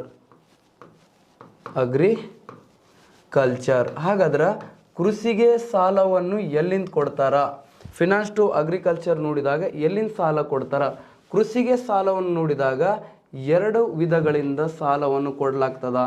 ಎಲ್ಲಿಂದ ಅಂತ ಕೇಳಿದ್ರೆ ನೋಡೋಣ.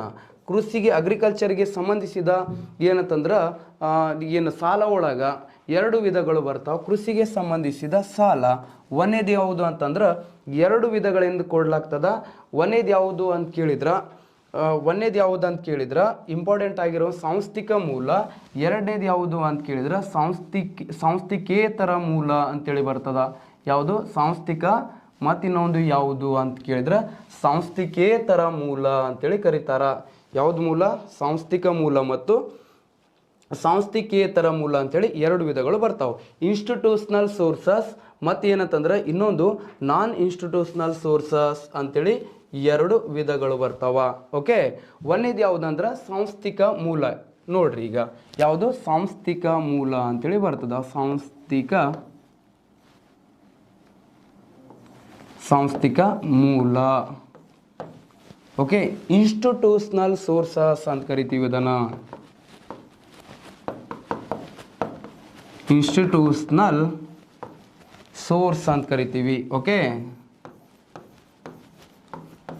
ಎರಡನೇದು ಯಾವುದು ಅಂತ ಕೇಳಿದ್ರೆ ನಾನ್ ಇನ್ಸ್ಟಿಟ್ಯೂಷನಲ್ ಸೋರ್ಸ್ ಅಂತೇಳಿ ಬರ್ತದ. ಯಾವುದು ಎರಡನೇದು? ನಾನ್ ಇನ್ಸ್ಟಿಟ್ಯೂಷನಲ್ ಸೋರ್ಸ್ ಅಂತೇಳಿ ಕರಿತೀವಿ. ಹಂಗಂತಂದ್ರೆ ಏನಪ್ಪ? ನಾನ್ ಇನ್ಸ್ಟಿಟ್ಯೂಷನಲ್ ಸೋರ್ಸಸ್ ಅಂತೇಳಿ ಬರ್ತದ. ಸಾಂಸ್ಥಿಕ ಮತ್ತು ಕನ್ನಡ ಒಳಗೆ ಏನಂತ ಕರೀತಾರೆ? ಅದಕ್ಕೆ ಸಾಂಸ್ಥಿಕೇತರ ಮೂಲ ಅಂತ ಕರೀತಾರ. ಯಾವ ಮೂಲ? ಸಾಂಸ್ಥಿಕೇತರ ಮೂಲ ಅಂತ ಕರೀತಾರ. ಸಾಂಸ್ಥಿಕೇತರ ಮೂಲ ಅಂತೇಳಿ ಬರ್ತದ. ಎರಡು ಮೂಲಗಳು ಬರ್ತಾವ. ಈ ಸಾಂಸ್ಥಿಕ ಒಳಗೆ ಯಾವ್ದು ಬರ್ತೈತಿ ಮತ್ತು ಸಾಂಸ್ಥಿಕೇತರ ಒಳಗೆ ಯಾವ್ದು ಬರ್ತೈತಿ ನೋಡ್ರಿ. ಸಾಂಸ್ಥಿಕ ಒಳಗೆ ಏನಂತಂದ್ರೆ ಒಂದು ಏನಂತಂದ್ರೆ 4-5 ವಿಧಗಳು ಬರ್ತಾವ ಇದ್ರೊಳಗೆ. ಸಾಂಸ್ಥಿಕ ಒಳಗೆ ಎಲ್ಲಿಂದ ತಗೊಳ್ತಾರ್ರಿ ಅಂತ ಕೇಳಿದ್ರೆ ಒಂದೇದು ಎಲ್ಲಿಂದ ಅಂತಂದ್ರೆ ನಬಾರ್ಡಿಂದ ತಗೊಳ್ತಾರ್ರಿ. ನಬಾರ್ಡಿಂದ ತಗೊಳ್ತಾರ. Okay, NABARD, national bank for agriculture and rural development. ಹೇಳ್ತೀನಿ ಸ್ನೇಹಿತರೆ. ನೆಕ್ಸ್ಟ್ ನಬಾರ್ಡಿಂದ ತಗೊಳ್ತಾರ. ಎರಡನೇದು ಎಲ್ಲಿಂದ ತಗೊಳ್ತಾರ್ರಿ ಅಂತ ಹೇಳಿ ಕೇಳಿದ್ರೆ ವಾಣಿಜ್ಯ ಬ್ಯಾಂಕುಗಳಿಂದ ತಗೊಳ್ತಾರ. ವಾಣಿಜ್ಯ ಬ್ಯಾಂಕುಗಳಿಂದ ಅಂತಂದ್ರೆ ಕಮರ್ಷಿಯಲ್ ಬ್ಯಾಂಕ್ಸ್ಗಳಿಂದ ತಗೊಳ್ತಾರ. ನೆಕ್ಸ್ಟ್ ಮೂರನೇದು ಎಲ್ಲಿಂದ ತಗೊಳ್ತಾರ ಅಂತ ಕೇಳಿದ್ರೆ ಮೂರನೇದು RRBsಗಳಿಂದ ತಗೊಳ್ತಾರ. RRBsಗಳಿಂದ ತಗೊಳ್ತಾರ. RRBs ಅಂತಂದ್ರೆ ರೀಜನಲ್ ರೂರಲ್ಸ್ ಬ್ಯಾಂಕ್ಗಳಿಂದ ತಗೊಳ್ತಾರ. ರೀಜನಲ್ ರೂರಲ್ ಬ್ಯಾಂಕ್ಸ್ಗಳಿಂದ ತಗೊಳ್ತಾರ. ನೆಕ್ಸ್ಟ್ ನಾಲ್ಕನೇದು ಏನಂತಂದ್ರೆ ಸಂಘ ಸಂಸ್ಥೆಗಳಿಂದ ತಗೊಳ್ತಾರ. ಸಂಘ ಸಂಸ್ಥೆಗಳು ಅಂತಂದ್ರೆ ಕೋಆಪರೇಟಿವ್ ಸೊಸೈಟೀಸ್ಗಳಿಂದ ತಗೊಳ್ತಾರ. ಸಂಘ ಸಂಸ್ಥೆಗಳಿಂದ ತಗೊಳ್ತಾರ. ಸಂಘ ಸಂಸ್ಥೆಗಳಿಂದ ತಗೊಳ್ತಾರ ಅಂತಂದ್ರೆ ಕೋಆಪರೇಟಿವ್ ಸೊಸೈಟೀಸ್ಗಳಿಂದ ತಗೊಳ್ತಾರ. ಓಕೆ, ಮತ್ತೆ ಏನ್ಲಿಂದ ತಗೊಳ್ತಾರ ಅಂತಂದ್ರೆ ಭೂ ಅಭಿವೃದ್ಧಿ ಬ್ಯಾಂಕುಗಳಿಂದ ತಗೊಳ್ತಾರ. ಭೂ ಅಭಿವೃದ್ಧಿ ಬ್ಯಾಂಕ್ ಅಂತಂದ್ರೆ ಲ್ಯಾಂಡ್ ಡೆವಲಪ್ಮೆಂಟ್ ಬ್ಯಾಂಕ್ಸ್ಗಳಿಂದ ತಗೊಳ್ತಾರ. ಲ್ಯಾಂಡ್ ಡೆವಲಪ್ಮೆಂಟ್ ಬ್ಯಾಂಕ್ಸ್ ಅಂತ ಕರಿತೀವಿ. ಭೂ ಅಭಿವೃದ್ಧಿ ಬ್ಯಾಂಕುಗಳಿಂದ ತಗೊಳ್ತಾರ. ಭೂ ಅಭಿವೃದ್ಧಿ ಬ್ಯಾಂಕುಗಳಿಂದ ತಗೊಳ್ತಾರ. ಬ್ಯಾಂಕುಗಳು ಅಂತಂದ್ರೆ ಲ್ಯಾಂಡ್ ಡೆವಲಪ್ಮೆಂಟ್ಸ್ ಬ್ಯಾಂಕ್ಗಳಿಂದ ತಗೊಳ್ತಾರ. ಓಕೆ, ನೆಕ್ಸ್ಟ್ ಏನಂತಂದ್ರೆ ಇದ್ರೊಳಗೆ ನೋಡ್ರಿ ಸಾಂಸ್ಥಿಕೇತರ ಒಳಗೆ ಏನಂತಂದ್ರೆ ಎಲ್ಲಿಂದ ತಗೊಳ್ತಾರ ನೋಡೋಣ. ಇಲ್ಲಿ ಸಾಂಸ್ಥಿಕೇತರ ಒಳಗೆ ಒಂದೇದು ವ್ಯಾಪಾರಿಗಳಿಂದ ತಗೊಳ್ತಾರ. ಅಂದ್ರೆ ಟ್ರೇಡ್ ಹೋಲ್ಡರ್ಸ್ಗಳಿಂದ ತಗೊಳ್ತಾರ. ವ್ಯಾಪಾರಸ್ಥರಿಂದ ತಗೊಳ್ತಾರ. ವ್ಯಾಪಾರಸ್ಥರಿಂದ ತಗೊಳ್ತಾರ. ನೆಕ್ಸ್ಟ್ ಏನಂತಂದ್ರೆ ಶ್ರೀಮಂತರಿಂದ ತಗೊಳ್ತಾರ. ಯಾರಿಂದ ತಗೊಳ್ತಾರ? ಶ್ರೀಮಂತರಿಂದ ತಗೊಳ್ದ. ಶ್ರೀಮಂತರಿಂದ ತಗೊಳ್ತಾರ. ಶ್ರೀಮಂತರಿಂದ ತಗೊಳ್ತಾರ. ಓಕೆ, ಯಾರಿಂದ ತಗೊಳ್ತಾರ? ಶ್ರೀಮಂತರಿಂದ ತಗೊಳ್ತಾರ. ಓಕೆ, ನೆಕ್ಸ್ಟ್ ಇದಾದ ನಂತರ ಮೂರನೇದು ಎಲ್ಲಿಂದ ತಗೊಳ್ತಾರ್ರಿ ಅಂತ ಕೇಳಿದ್ರ ಶ್ರೀಮಂತರ ಆದ ನಂತರ ಜಮೀನ್ದಾರರಿಂದ ತಗೊಳ್ತಾರ. ಯಾರಿಂದ ತಗೊಳ್ತಾರ? ಜಮೀನುದಾರರಿಂದ. ಜಮೀನ್ದಾರರಿಂದ ತಗೊಳ್ತಾರ. ದಾರರಿಂದ ತಗೊಳ್ತಾರ. ಜಮೀನ್ದಾರರಿಂದ ತಗೊಳ್ತಾರ. ನೆಕ್ಸ್ಟ್ ದಳ್ಳಾಳಿಗಳಿಂದ ತಗೊಳ್ತಾರ. ದಳ್ಳಾಳಿ ಅಂತಂದ್ರೆ ಬ್ರೋಕರ್ಸ್ಗಳಿಂದ ತಗೊಳ್ತಾರ. ದಲ್ಲಾಳಿಗಳಿಂದ ತಗೊಳ್ತಾರ. ಓಕೆ, ಮತ್ತೇನಂತಂದ್ರೆ ದಳ್ಳಾಳಿ ಆದ ನಂತರ ಏನಂತಂದ್ರೆ ಸಂಬಂಧಿಕರಿಂದ ತಗೊಳ್ತಾರ. ನೆಕ್ಸ್ಟ್ ನಾಲ್ಕನೇದು ಯಾವುದು? 4 ದಳ್ಳಾಳಿ ಆಯಿತು ಅಂತಂದ್ರೆ ಬ್ರೋಕರ್ಸ್ಗಳು. ನೆಕ್ಸ್ಟ್ ಏನಂದ್ರೆ ಸಂಬಂಧಿಕರಿಂದ ತಗೊಳ್ತಾರ. ರಿಲೇಷನ್ಸ್ಗಳಿಂದ ತಗೊಳ್ಳೋದು. ಸಂಬಂಧಿಕರಿಂದ ತಗೊಳ್ತಾರ. ಸಂಬಂಧಿಕರಿಂದ ತಗೊಳ್ತಾರ. ಇವು ಏನಂತಂದ್ರೆ ಕೃಷಿಗೆ ಸಂಬಂಧಿಸಿದ ಸಾಲ. ಇವೆಲ್ಲ ಯಾವುದರಿಂದ ತಗೊಳ್ತಾರ? ಸಂಬಂಧಿಕರಿಂದ ತಗೊಳ್ಳುವಂಥದ್ದು. ಯಾರಿಂದ ತಗೊಳ್ತಾರ? ಸಂಬಂಧಿಕರಿಂದ ತಗೊಳ್ತಾರ. ಸಂಬಂಧಿಕರಿಂದ ತಗೊಳ್ತಾರ. ಓಕೆ, ಇದು ನಿಮಗೆ ಏನಂತಂದ್ರೆ ಗೊತ್ತಿರಬೇಕು. ನೆಕ್ಸ್ಟ್ ಏನಂತಂದ್ರೆ ಇದಾದ ನಂತರ ನೆಕ್ಸ್ಟ್ ಬರೋದು ಏನಂತಂದ್ರೆ ನಬಾರ್ಡ್ ರೀ. ಈ ನಬಾರ್ಡಿನ ಬಗ್ಗೆ ಏನಂತಂದ್ರೆ ನೋಡ್ಬೇಕ್ರಿ. ಏನದ ರೀ ನಬಾರ್ಡ್? ಒಂದೊಂದು ನೋಡ್ಕೋತ ಹೋಗೋಣ. ಈಗ ನಬಾರ್ಡ್ ಫುಲ್ ಫಾರ್ಮ್ ಕೇಳ್ತಾರೆ ಸ್ನೇಹಿತರೆ ನಿಮಗೆ. ನಬಾರ್ಡ್ ನಬಾರ್ಡ್ ಏನಾಗಿದೆ ರೀ ನಬಾರ್ಡ್? ನಬಾರ್ಡ್ ವಿಶೇಷತೆ ನೋಡಿದಾಗ ಇದರ ಫುಲ್ ಫಾರ್ಮ್ ಕೇಳ್ತಾರೆ ನಿಮಗೆ. National bank for agriculture and rural development ಅಂತ ಕರಿತೀವಿ. ನ್ಯಾಷನಲ್ ಬ್ಯಾಂಕ್ ಫಾರ್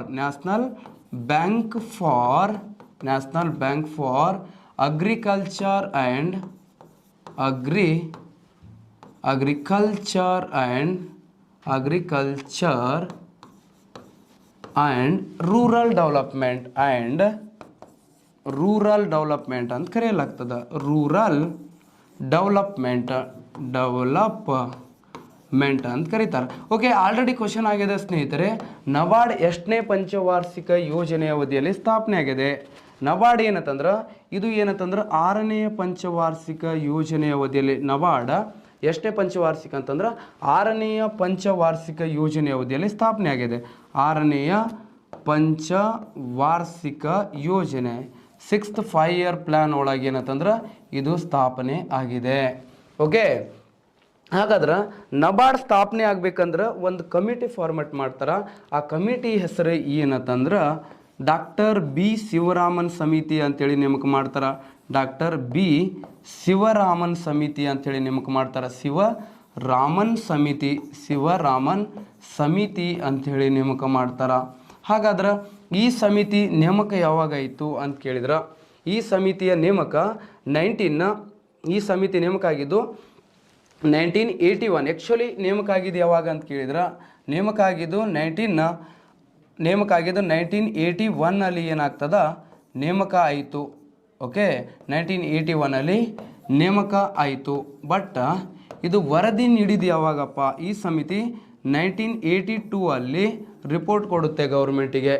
ವರದಿ ನೀಡಿತು 1982 ವರದಿ ನೀಡಿತು. ಈ ಸಮಿತಿಯ ವರದಿಯಂತೆ ನಮ್ಮ ದೇಶದಲ್ಲಿ ನಬಾರ್ಡ್ ಸ್ಥಾಪನೆ ಆಗಿತ್ತು. ಹಾಗಾದರೆ ನಬಾರ್ಡ್ ಯಾವಾಗ ಸ್ಥಾಪನೆ ಆಯಿತು ಅಂತ ಕೇಳ್ತಾರೆ ನಿಮ್ಗೆ. ನಬಾರ್ಡ್ ಯಾವಾಗ ಸ್ಥಾಪನೆ ಆಯಿತು ಅಂತೇಳಿ ಕೇಳಿದ್ರೆ ಸ್ಥಾಪನೆ ಆಗಿದ್ದು 1982 ಜುಲೈ 12 ಸ್ಥಾಪನೆ ಆಗ್ತದೆ ಸ್ನೇಹಿತರೆ. ಇದು ಗೊತ್ತಿರಬೇಕು. ಇದು ಕ್ವಶನ್ ವಿತ್ ಏನಂತಂದ್ರೆ ನಿಮ್ಗೆ ಏನಂತಂದ್ರೆ ಡೇಟು ಕೇಳಿದಾರ. ಹಾಗಾದ್ರೆ ನಬಾರ್ಡ್ ಯಾವ ಆ್ಯಕ್ಟ್ ಅನ್ವಯ ಸ್ಥಾಪನೆ ಆಯಿತು ಅಂತ ಕೇಳಿದ್ರೆ ನಬಾರ್ಡ್ ಯಾವ ಆ್ಯಕ್ಟ್ ಅನ್ವಯ ಸ್ಥಾಪನೆ ಆಗ್ತದೆ ಅಂತಂದ್ರೆ 1900 ಆ್ಯಕ್ಟ್ ಯಾವುದ್ರಿ ಅಂತ ಕೇಳಿದ್ರೆ 1982 ನಬಾರ್ಡ್ ಬ್ಯಾಂಕ್ ಆ್ಯಕ್ಟ್ ಅನ್ವಯ ನಬಾರ್ಡ್ ಬ್ಯಾಂಕ್ ಆ್ಯಕ್ಟ್ ಅನ್ವಯ ನಬಾರ್ಡನ್ನು ಸ್ಥಾಪನೆ ಮಾಡಲಾಗಿದೆ. 1982 ನಬಾರ್ಡ್ ಬ್ಯಾಂಕ್ ಆ್ಯಕ್ಟ್ ಅನ್ವಯ ನಬಾರ್ಡನ್ನು ಸ್ಥಾಪನೆ ಮಾಡಲಾಗಿದೆ. ಹಾಗಾದರೆ ಈ ನಬಾರ್ಡ್ನ ಕೇಂದ್ರ ಕಚೇರಿಯಲ್ಲಿದೆ ರೀ. ಹೆಡ್ ಕ್ವಾರ್ಟರ್ ಇರೋದು ಎಲ್ಲಿ? ಕೇಂದ್ರ ಕಚೇರಿ. ಇದು ಕೂಡ ಕ್ವಶನ್ ಆಗಿದಾವೆ ಸ್ನೇಹಿತರೆ. ಕೇಂದ್ರ ಕಚೇರಿ ಎಲ್ಲಿ ಇದೆ ಅಂತ ಕೇಳಿದ್ರೆ ಮುಂಬೈ ಒಳಗೆ ಇದರ ಕೇಂದ್ರ ಕಚೇರಿ ನೋಡ್ತೀವಿ ನಾವು. ಎಲ್ಲಿದೆ? ಮುಂಬೈನಲ್ಲಿ ಕೇಂದ್ರ ಕಚೇರಿ ಇರೋದನ್ನು ನೋಡ್ತೀವಿ. ನೆಕ್ಸ್ಟ್ ನಬಾರ್ಡ್ನ ಪ್ರಾದೇಶಿಕ ಕಚೇರಿಗಳು ಎಷ್ಟದಾವೆ? ರೀಜ್ನಲ್ ಹೆಡ್ ಕ್ವಾರ್ಟರ್ ಎಷ್ಟದಾವಪ್ಪ? ಪ್ರಾದೇಶಿಕ ಕಚೇರಿಗಳ ಸಂಖ್ಯೆ ಎಷ್ಟಾದವಪ್ಪ? ಪ್ರಾದೇಶಿಕ ಕಚೇರಿಗಳು ಎಟ್ ಪ್ರೆಸೆಂಟ್ ನಬಾರ್ಡಿನ ಎಷ್ಟು ಅಂತಂದ್ರೆ 32 ಹೆಡ್ ಕ್ವಾರ್ಟರ್ ಇರೋದನ್ನು ನಾವು ನೋಡ್ತೀವಿ. ಎಷ್ಟು? ನಬಾರ್ಡ್ನ ಪ್ರಾದೇಶಿಕ ಕಚೇರಿಗಳ ಸಂಖ್ಯೆ ಎಷ್ಟಾದವ ಅಂತಂದ್ರೆ 32 ಅದಾವ.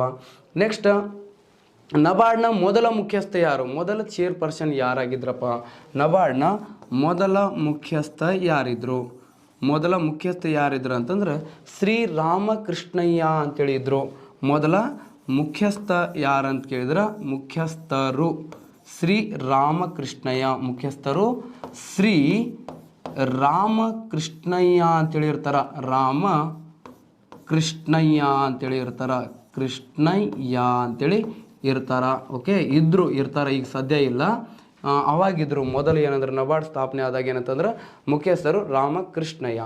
ಪ್ರಸ್ತುತ ಯಾರದರ ನಬಾರ್ಡ್ನ ಮುಖ್ಯಸ್ಥರು? ಪ್ರಸ್ತುತ ಯಾರದರ ಅಂತ ಕೇಳಿದ್ರೆ ಗೋವಿಂದರಾಜಲು ಚಿಂತಾಲು ಅಂತೇಳಿದಾರೆ. ಇಂಪಾರ್ಟೆಂಟ್ ಆಗ್ತದೆ ನೋಡ್ರಿ, ಇಂಥವುದೇ ಕೇಳ್ತಾರೆ ಡೈರೆಕ್ಟ. ನಬಾರ್ಡ್ನ ಪ್ರಸ್ತುತ ಚೇರ್ಪರ್ಸನ್ ಯಾರಿದಾರ ಅಂತ ಕೇಳಿದ್ರೆ ಗೋವಿಂದರಾಜಲು ಚಿಂತಾಲು ಅಂತೇಳಿ ಅದರ. ಗೋವಿಂದರಾಜಲು ಚಿಂತಾಲು ಅಂತೇಳಿದಾರೆ. ಯಾವ ರಾಜಲು? ಗೋವಿಂದರಾಜಲು ಚಿಂತಾಲು ಅಂತೇಳಿದ್ದಾರೆ. ಈಗ ಯಾರಿದಾರ? ಗೋವಿಂದರಾಜಲು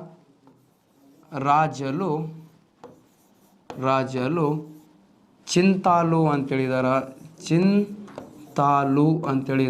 ಯಾವ ರಾಜಲು? ಚಿಂತಾಲು. ಗೋವಿಂದರಾಜಲು ಚಿಂತಾಲು ಅಂತೇಳಿದಾರ ಪ್ರಸ್ತುತ. ಈ ಗೋವಿಂದರಾಜಲು ಚಿಂತಾಲು ಅದರಲ್ಲ, ಇವ್ರು ಏನಂತಂದ್ರೆ ನೇಮಕ ಆಗಿದ್ದು 2020 ಮೇ 27ಕ್ಕೆ ಇವ್ರದ್ದು ನೇಮಕ ಆಗಿದೆ. ಮೇ 27, 2020 ಗೋವಿಂದರಾಜಲು ಚಿಂತಾಲು ಅವರು ನಬಾರ್ಡ್ನ ಮುಖ್ಯಸ್ಥರಾಗಿ ನೇಮಕ ಆದರು. ಇವರನ್ನು ಯಾರು ನೇಮಕ ಮಾಡ್ತಾರೆ? ನಬಾರ್ಡ್ನ ಮುಖ್ಯಸ್ಥರನ್ನು ನೇಮಕ ಮಾಡೋರು ಯಾರಿರ್ತಾರೆ ಅಂತ ಕೇಳಿದ್ರೆ ನೇಮಕ ಮಾಡೋರು ಏನಂತಂದ್ರೆ ಕೇಂದ್ರ ಸರ್ಕಾರ, ಭಾರತ ಸರ್ಕಾರ, ಕೇಂದ್ರ ಸರ್ಕಾರದವರು ನೇಮಕ ಮಾಡ್ತಾರೆ ಇವರನ್ನು. ಕೇಂದ್ರ ಸರ್ಕಾರ ನಬಾರ್ಡ್ನ ಮುಖ್ಯಸ್ಥರನ್ನು ನೇಮಕ ಮಾಡ್ತಾರ. ಹಾಗಾದ್ರೆ ಇವರ ಅಧಿಕಾರ ಅವಧಿ ಎಷ್ಟಿರ್ತದ ಸ್ನೇಹಿತರೆ? ಅಧಿಕಾರ ಅವಧಿ ಎಷ್ಟು? ನಬಾರ್ಡ್ನ ಮುಖ್ಯಸ್ಥರ ಅಧಿಕಾರ ಅವಧಿ ಎಷ್ಟು ಅಂತ ಕೇಳಿದ್ರೆ ಅಧಿಕಾರ ಅವಧಿ ಇದ್ದು ಮಿನಿಮಮ್ ಅಂತಂದ್ರೆ 3 years, ಮ್ಯಾಕ್ಸಿಮಮ್ ಅಂದ್ರೆ 5 years. ಕನಿಷ್ಠ ಅಂತಂದ್ರೆ 3 ವರ್ಷ. ಕನಿಷ್ಠ ಅಂತಂದ್ರೆ ಎಷ್ಟಪ್ಪ ಅಂತ ಕೇಳಿದ್ರೆ 3 ವರ್ಷಗಳ ಕಾಲ ಇವರು ಅಧಿಕಾರ ಅವಧಿ ಇರುತ್ತೆ. ನೆಕ್ಸ್ಟ್ ಏನಂತಂದ್ರೆ ಗರಿಷ್ಠ ಅಂತಂದ್ರೆ ಎಷ್ಟಪ್ಪ ಅಂತ ಕೇಳಿದ್ರೆ ಗರಿಷ್ಠ ಇರೋದು 5 years. ಅದ್ರ ಒಳಗಡೆ ಅವ್ರು ರಾಜೀನಾಮೆ ಕೊಟ್ಟು ಹೋಗ್ಬೋದು. ಹೋಗ್ತೀನಿ ಅನ್ನೋರಿಗೆ ಹೋಗಂತೀವಿ, ಬರ್ತೀವನ್ನೋರಿಗೆ ಬಾ ಅನ್ಬೇಕು ಯಾವತ್ತು ಲೈಫಲ್ಲಿ. ಸೊ ಅದಕ್ಕೆ ಏನಂತಂದ್ರೆ ಅವ್ರು ಸೊ ಇಚ್ಛೆಯಿಂದ ನನಗೆ ಬೇಡಪ್ಪ, ನನಗೆ ಸಾಕಾಗಿತ್ತು ಅಂತೇಳಿ ಅವ್ರು ಏನು ಮಾಡ್ಬೋದು, ರಾಜೀನಾಮೆಯನ್ನು ಕೊಟ್ಟು ಹೋಗ್ಬೋದು. ರೈಟ್. ನೆಕ್ಸ್ಟ್ ಏನಂತಂದ್ರೆ ನಬಾರ್ಡ್ನ ವಿಶೇಷತೆ ಏನಪ್ಪ, ಏನು ವಿಶೇಷತೆ ಅಂತೇಳಿ ಇದೆ ಇದರದ ವಿಶೇಷತೆ ನೋಡಿದಾಗ, ನಬಾರ್ಡ್ನ ವಿಶೇಷತೆ ನೋಡಿದಾಗ ಕೃಷಿ ಮತ್ತು ಗ್ರಾಮೀಣ ಅಭಿವೃದ್ಧಿಗೆ ಅಪೆಕ್ಸ್ ಬ್ಯಾಂಕ್ ಅಂತ ಕರೀತಾರೆ. ಇದಕ್ಕೆ ವಿಶೇಷತೆ ಏನಂತ ಕರೀತಾರ, ವಿಶೇಷತೆ ಏನಿದೆಯಪ್ಪ, ನಬಾರ್ಡ್ನ ವಿಶೇಷತೆ ಏನಿದೆ ಅಂತ ಕೇಳಿದ್ರೆ ಕೃಷಿ ಮತ್ತು ಗ್ರಾಮೀಣ ಅಭಿವೃದ್ಧಿಯ ಅಪೆಕ್ಸ್ ಬ್ಯಾಂಕ್ ಅಂತೇಳಿ ಕರಿತೀವಿ. ವಿಶೇಷತೆ ಏನಪ್ಪ ಅಂತ ಕೇಳಿದ್ರೆ ಕೃಷಿ ಮತ್ತು ಗ್ರಾಮೀಣ ಅಭಿವೃದ್ಧಿಯ ಅಪೆಕ್ಸ್ ಬ್ಯಾಂಕ್ ಅಂತೇಳಿ ಕರೀತಾರೆ. ಇದಕ್ಕೆ ಯಾವುದು ಅಪೆಕ್ಸ್ ಅಂದ್ರೆ ಏನಂತೇಳಿ ಹೇಳ್ತೀನಿ ತಡ್ಕೊಳ್ರಿ. ಕೃಷಿ ಮತ್ತು ಗ್ರಾಮೀಣ ಅಭಿವೃದ್ಧಿಯ ಅಪೆಕ್ಸ್ ಬ್ಯಾಂಕ್ ಅಂತ ಕರೀತಾರ. ಕೃಷಿ ಮತ್ತು ಗ್ರಾಮೀಣ ಅಭಿವೃದ್ಧಿಯ ಏನಂತ ಕರೀತಾರ, ಅಪೆಕ್ಸ್ ಬ್ಯಾಂಕ್ ಅಂತ ಕರೀತಾರ. ಅಪೆಕ್ಸ್ ಬ್ಯಾಂಕು ನಿಮಗೆ ಆಲ್ರೆಡಿ ಕ್ವಶನ್ ಆಗ್ಯದ್ರಿ. ಕೃಷಿ ಮತ್ತು ಗ್ರಾಮೀಣ ಅಭಿವೃದ್ಧಿಯ ಅಪೆಕ್ಸ್ ಬ್ಯಾಂಕ್ ಅಂತೇಳಿ ಯಾವ ಬ್ಯಾಂಕನ್ನು ಕರೀತಾರೆ ಅಂತಂದ್ರೆ ನಬಾರ್ಡ್. ಅಪೆಕ್ಸ್ ಅಂತಂದ್ರೆ ಅಗ್ರಿಕಲ್ಚರ್ ಆ್ಯಂಡ್ ರೂರಲ್ ಡೆವಲಪ್ಮೆಂಟಿಗೆ ಬಿಟ್ರೆ ಬೇರೆ ಯಾವ ಸೆಕ್ಟರ್ ಕೂಡ ಸಾಲ ಕೊಡಬಾರ್ದು. ಕೇವಲ ಇದು ನೇಮಕ ಆಗಿದ್ದು ಕೃಷಿ ಮತ್ತು ಗ್ರಾಮೀಣ ಅಭಿವೃದ್ಧಿಗೆ ಸಾಲವನ್ನು ಕೊಡುವಂಥ ಉದ್ದೇಶದಿಂದ ನೇಮಕ ಆಗಿದೆ. ಆದ ಕಾರಣ ಇದನ್ನು ಏನಂತ ಕರೀತಾರ, ಕೃಷಿ ಮತ್ತು ಗ್ರಾಮೀಣ ಅಭಿವೃದ್ಧಿಯ ಅಪೆಕ್ಸ್ ಬ್ಯಾಂಕು ಅಂತೇಳಿ ಕರೀಲಾಗ್ತದ. ಮೊನ್ನೆ SD ಎಕ್ಸಾಮಿಗೆ ಕೇಳ್ಯಾನ 21 ಏನು ಕ್ವಶನ್ ಕೇಳ್ಯಾರ ಅಂತಂದ್ರೆ ಭಾರತದಲ್ಲಿ ಅಲ್ಪಾವಧಿಯ ಮತ್ತು ಮರು ಹಂಚಿಕೆ ಸಾಲ ಯಾವ ಬ್ಯಾಂಕು ಕೊಡುತ್ತೆ ಅಂತ. ಅಲ್ಪಾವಧಿ ಅಂದರೆ short term and renewal loan ಕೊಡುವಂಥ ಬ್ಯಾಂಕ್ ಯಾವುದು ಅಂತ. ಅಲ್ಪಾವಧಿ ಮತ್ತು ಮರು ಹಂಚಿಕೆ ಅಂತಂದ್ರೆ ಈ ಅಲ್ಪಾವಧಿ ಏನಂದ್ರೆ ಶಾರ್ಟ್ ಟರ್ಮಿಗೆ ತಗೊಂಡು ಏನು ಮಾಡೋದು, ಅದನ್ನ ನೆಕ್ಸ್ಟ್ ಏನು ಮಾಡೋದು ಮರು ಹಂಚಿಕೆಗೆ ಅಂತಂದ್ರೆ ರಿನ್ಯೂವಲ್ ಮಾಡಿ ಕೊಡುವಂಥ ಸಾಲ ಯಾವ್ದು ಕೊಡ್ತಿತ್ತಂದ್ರೆ ನಬಾರ್ಡ್. ಓಕೆ, ನಬಾರ್ಡ್ನ ಉದ್ದೇಶ ನೋಡ್ರಿ. ಈಗ ಉದ್ದೇಶ ಏನಿದೆ ರೀ ಅಂತ ಕೇಳಿದ್ರೆ ಉದ್ದೇಶ ಏನಂತ ಕೇಳಿದ್ರೆ ಅಲ್ಪಾವಧಿಯ ಮತ್ತು ಮರು ಹಂಚಿಕೆ ಸಾಲವನ್ನು ಕೊಡುತ್ತೆ. ಅಲ್ಪಾವಧಿಯ ಮತ್ತು ಮರು ಹಂಚಿಕೆಯ ಸಾಲವನ್ನು ಕೊಡುತ್ತೆ. ಅಲ್ಪಾವಧಿಯ ಮತ್ತು ಮರು ಹಂಚಿಕೆಯ ಸಾಲ ಸೌಲಭ್ಯವನ್ನು ಕೊಡುತ್ತೆ. ಸೌಲಭ್ಯವನ್ನು ಒದಗಿಸುವಂಥ ಬ್ಯಾಂಕು ಇದಾಗಿದೆ. ಯಾವುದು? ಅಲ್ಪಾವಧಿಯ ಮತ್ತು ಮರು ಹಂಚಿಕೆಯ ಸಾಲ ಸೌಲಭ್ಯವನ್ನು ಯಾವ್ದು ಕೊಡ್ತಿದ್ದ ಅಂತ ಕೇಳಿದ್ರೆ ನಬಾರ್ಡ್. ಈ ನಬಾರ್ಡ್ ಬ್ಯಾಂಕ್ ಸ್ಥಾಪನೆಯಾಗಿ ನೋಡ್ರಿ, ನಬಾರ್ಡ್ ಬ್ಯಾಂಕು ಸ್ಥಾಪನೆಯಾಗಿ ಇಲ್ಲಿವರೆಗೆ ಎಷ್ಟು ಅಂತಂದ್ರೆ 2020ರಲ್ಲಿ 38 ವರ್ಷಗಳ ಪೂರ್ಣಗೊಂಡಿತ್ತು. ಎಷ್ಟು? ನಬಾರ್ಡ್ ಬ್ಯಾಂಕ್ ಸ್ಥಾಪನೆಯಾಗಿ 2020ಯಲ್ಲಿ 2020ರಲ್ಲಿ ನಬಾರ್ಡ್ ಬ್ಯಾಂಕ್ ಸ್ಥಾಪನೆಯಾಗಿ ಎಷ್ಟು ಅಂತಂದ್ರೆ 38 ವರ್ಷಗಳು ಪೂರ್ಣಗೊಂಡಿತ್ತು. ಯಾವಾಗ? 38. ಆಲ್ರೆಡಿ NTPCL ಎಕ್ಸಾಮ್ ಕ್ವಶನ್ ಇದು. 2020ರಲ್ಲಿ 38 ವರ್ಷಗಳು ಪೂರ್ಣಗೊಂಡಿತ್ತು. ಸೊ ಇದರ ಸವಿನೆನಪಿಗಾಗಿ ಕರ್ನಾಟಕ ರಾಜ್ಯ ಸರ್ಕಾರ 38 ವರ್ಷಗಳ ನಬಾರ್ಡ್ನ ಪಯಣ ಎಂಬ ಕಿರು ಪುಸ್ತಕವನ್ನು ಬಿಡುಗಡೆ ಮಾಡಿದೆ. ಎಷ್ಟು? ಯಾವ ಸರ್ಕಾರ ಅಂತ ಕೇಳಿದ್ರೆ ಕರ್ನಾಟಕ ಸರ್ಕಾರ. ಕರ್ನಾಟಕ ರಾಜ್ಯ ಸರ್ಕಾರ ಏನು ಮಾಡಿದೆಯಪ್ಪ ಅಂತ ಕೇಳಿದ್ರೆ 38 ವರ್ಷಗಳ ನಬಾರ್ಡ್ನ ಪಯಣ ಅಂತಂದ್ರೆ 38 ವರ್ಷಗಳ ನಬಾರ್ಡ್ನ ಪಯಣ ಕಿರು ಪುಸ್ತಕ. 38 ವರ್ಷಗಳ ಯಾರ್ದ ಪಯಣ? ನಬಾರ್ಡ್ನ ಪಯಣ.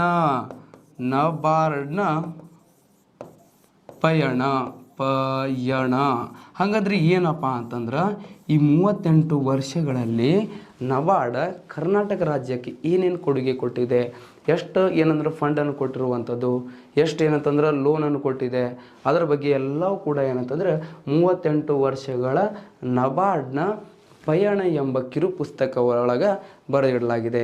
ಇದು ಕೇವಲ ಏನಂತಂದ್ರೆ ಮೊದಲ ಕೃಷಿಗೆ ಮಾತ್ರ ಸಾಲ ಕೊಡುವಂತಾಗಿತ್ತು, ಮತ್ತೇನಂತಂದ್ರೆ ಶಾರ್ಟ್ ಟರ್ಮ್ ಲೋನ್ ಮಾತ್ರ ಕೊಡ್ತಿತ್ತು ಇದು.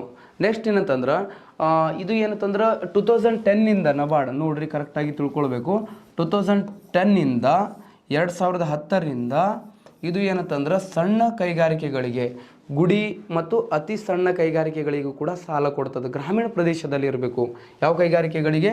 ಗುಡಿ ಕೈಗಾರಿಕೆಗಳಿಗೆ, ಗುಡಿ ಕೈಗಾರಿಕೆಗಳಿಗೆ ಕೂಡ ಏನು ಕೊಡ್ತದ? ಸಾಲ ಕೊಡುವಂಥದ್ದು. ಅವು ಯಾವ ಪ್ರದೇಶಗಳಲ್ಲಿ ಇರಬೇಕು ಅಂತಂದ್ರೆ ಗ್ರಾಮೀಣ. ಇದರ ಉದ್ದೇಶ ಏನಾಗಿರ್ತಿತ್ತು? ಕೃಷಿ ಮತ್ತು ಗ್ರಾಮೀಣ ಅಭಿವೃದ್ಧಿ, ಅಗ್ರಿಕಲ್ಚರ್ ಪ್ಲಸ್ ಅಂತ ರೂರಲ್ ಡೆವಲಪ್ಮೆಂಟಿಗೆ ಏನಂತಂದ್ರೆ ಧನ ಸಹಾಯ ಮಾಡುವಂಥ ಬ್ಯಾಂಕು ಇದಾಗಿತ್ತು. ಸೊ ಆದ ಕಾರಣ 38 ವರ್ಷಗಳ ನಬಾರ್ಡ್ನ ಕಿರು ಪುಸ್ತಕದಲ್ಲಿ ಏನಂತಂದ್ರೆ ಇವು ಎಲ್ಲ ಯಾವ್ಯಾವ ಕ್ಷೇತ್ರಕ್ಕೆ ಏನೇನು ಕೊಟ್ಟೈತಿ ಅದ್ರ ಬಗ್ಗೆ ಏನಂತಾರೆ ಎಲ್ಲ ಉಲ್ಲೇಖ ಮಾಡಿ ಕೊಟ್ಟಿರುವಂಥದ್ದು. ನೆಕ್ಸ್ಟ್ ಏನಂತಂದ್ರೆ ನಬಾರ್ಡ್ಗೆ ಸಂಬಂಧಪಟ್ಟಂಗೆ ಒಂದು ಕಮಿಟಿಯನ್ನು ನೇಮಕ ಮಾಡ್ತಾರೆ. ಯಾವ ಕಮಿಟಿ ಅಂತಂದ್ರೆ 1995 ಉರ್ಜಿವಾಲ್ ಸಮಿತಿ ಅಂಥೇಳಿ ನೇಮಕ ಮಾಡ್ತಾರೆ. ಆ ಥರ ಬುಕ್ ಒಳಗೆ ಸಿಗಂಗಿಲ್ಲ ಕೆಲವೊಂದು ಪಾಯಿಂಟ್ಸ್ಗಳನ್ನು. ಇದು ಏನಂತಂದ್ರೆ ಆರ್ಟಿಕಲ್ ಓದ್ತಿರ್ತೀವಲ್ಲ ಪೇಪರಲ್ಲಿ, ಅಲ್ಲಿ ಸಿಗುವಂಥದ್ದನ್ನು ನಾನು ಏನಂದ್ರೆ ನೋಟ್ಸಲ್ಲಿ ಆ್ಯಡ್ ಮಾಡಿರ್ತೀನಿ. ಅವನ್ನ ಉರ್ಜಿವಾಲ್ ಸಮಿತಿ ಅಂಥೇಳಿ ಬರ್ತದ. ಯಾವ ಸಮಿತಿ? ಉರ್ಜಿವಾಲ್ ಸಮಿತಿ ಅಂಥೇಳಿ ಬರುತ್ತೆ ಒಂದು. ಇದು ಯಾವುದಕ್ಕೆ ಸಂಬಂಧಪಟ್ಟೈತಿ ನೋಡೋಣ. ಉರ್ಜಿವಾಲ್ ಸಮಿತಿ. ಹಾಗಾದ್ರೆ ಈ ಉರ್ಜಿವಾಲ್ ಸಮಿತಿ ನೇಮಕ ಆಗಿದ್ದು ಯಾವಾಗ್ರಿ? ಹಾಗಾದ್ರೆ ಉರ್ಜಿವಾಲ್ ಸಮಿತಿ ನೇಮಕ ಆಗಿದ್ದು ಯಾವಾಗ ಅಂತ ಕೇಳಿದ್ರೆ, ಈ ಕಮಿಟಿ ನೇಮಕ ಆಗಿದ್ದು ಯಾವಾಗ ಅಂದ್ರೆ 1995 ನೇಮಕ ಆಯಿತು. ಯಾವಾಗ? 1995 ಉರ್ಜಿವಾಲ್ ಸಮಿತಿ ನೇಮಕ ಮಾಡ್ತದ. ಈ ನೇಮಕ ಮಾಡಿದ ನಂತರ ಈ ಸಮಿತಿ ಏನು ಹೇಳ್ತಿತ್ತಪ್ಪ, ಏನಂತೇಳಿ ಶಿಫಾರಸು ಮಾಡಿತ್ತು ಅಂತ ಕೇಳಿದ್ರೆ, ಈ ಸಮಿತಿಯ ಶಿಫಾರಸಿನಂತೆ ಒಂದು ನಿಧಿಯನ್ನು ಸ್ಥಾಪನೆ ಮಾಡ್ತಾರೆ. ಗ್ರಾಮೀಣ ಮೂಲಭೂತ ಸೌಕರ್ಯಗಳ ಅಭಿವೃದ್ಧಿ ನಿಧಿಯನ್ನು ಸ್ಥಾಪನೆ ಮಾಡ್ತಾರೆ. ಯಾವ ಸಮಿತಿಯನ್ನು? ಗ್ರಾಮೀಣ ಮೂಲಭೂತ ಸೌಕರ್ಯಗಳ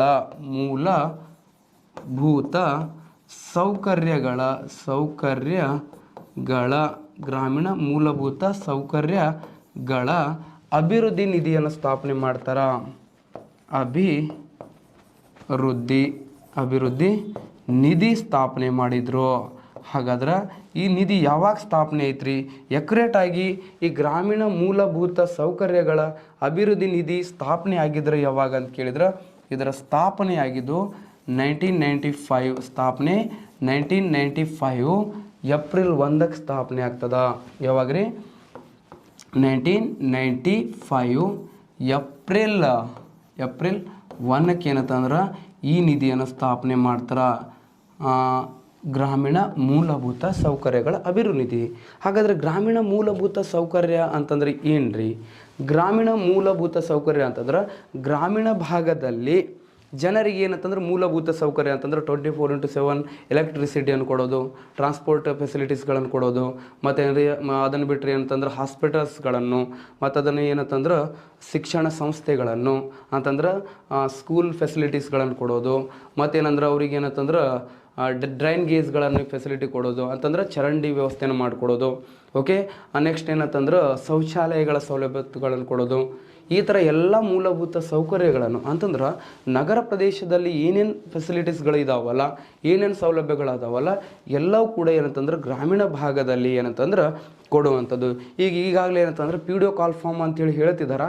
PDO ಅಲ್ಲಿ ಏನಂತಂದ್ರೆ ನೀವೇನಂತಂದ್ರೆ ರೂರಲ್ ಡೆವಲಪ್ಮೆಂಟೇ ನಿಮಗೆ ಜಾಸ್ತಿ ಕ್ವಶನ್ ಕೇಳ್ತಾರೆ. ಈಗ 1993 ಪಂಚಾಯತ್ ರಾಜ್ ಕಾಯ್ದೆ ಮೇಲೆ ಏನಂತಂದ್ರೆ ಬಹಳಷ್ಟು ಕ್ವಶನ್ ಕೇಳ್ತಿರ್ತಾರೆ ಸ್ನೇಹಿತರೆ.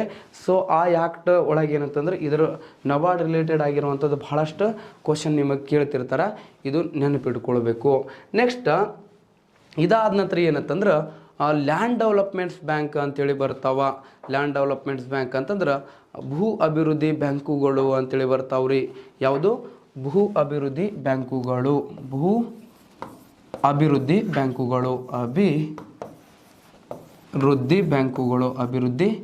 ಬ್ಯಾಂಕುಗಳು ಅಂತೇಳಿ ಬರ್ತಾವ.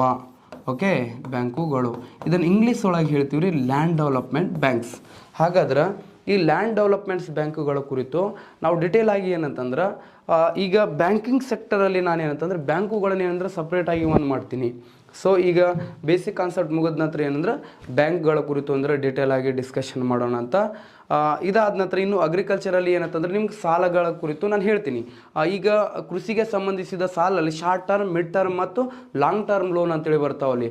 ಅಲ್ಪಾವಧಿಯ, ಮಧ್ಯಮಾವಧಿ ಮತ್ತು ದೀರ್ಘಾವಧಿಯ ಸಾಲಗಳು ಅಂತೇಳಿ ಬರ್ತಾವ. ನೆಕ್ಸ್ಟ್ ಕ್ಲಾಸಲ್ಲಿ ಕೃಷಿಗೆ ಸಂಬಂಧಿಸಿದ ಸಾಲ ಮತ್ತೇನಂತಂದ್ರೆ ಕೃಷಿಗೆ ಸಂಬಂಧಪಟ್ಟಂಗೆ ಅಧ್ಯಯನ ಶಾಸ್ತ್ರಗಳಿಗೆ ಏನೇನು ಅಂತೇಳಿ ಕರೀತಾರೆ ಅದರ ಬಗ್ಗೆ ನೋಡೋಣ ಅಂತ. ಇವತ್ತಿನ ನೋಟ್ಸ್ ಏನಂತಂದ್ರೆ ಟೆಲಿಗ್ರಾಮ್ ಚಾನಲಲ್ಲಿ ಸಿಗ್ತದ. ಓಕೆ, ಧನ್ಯವಾದಗಳು.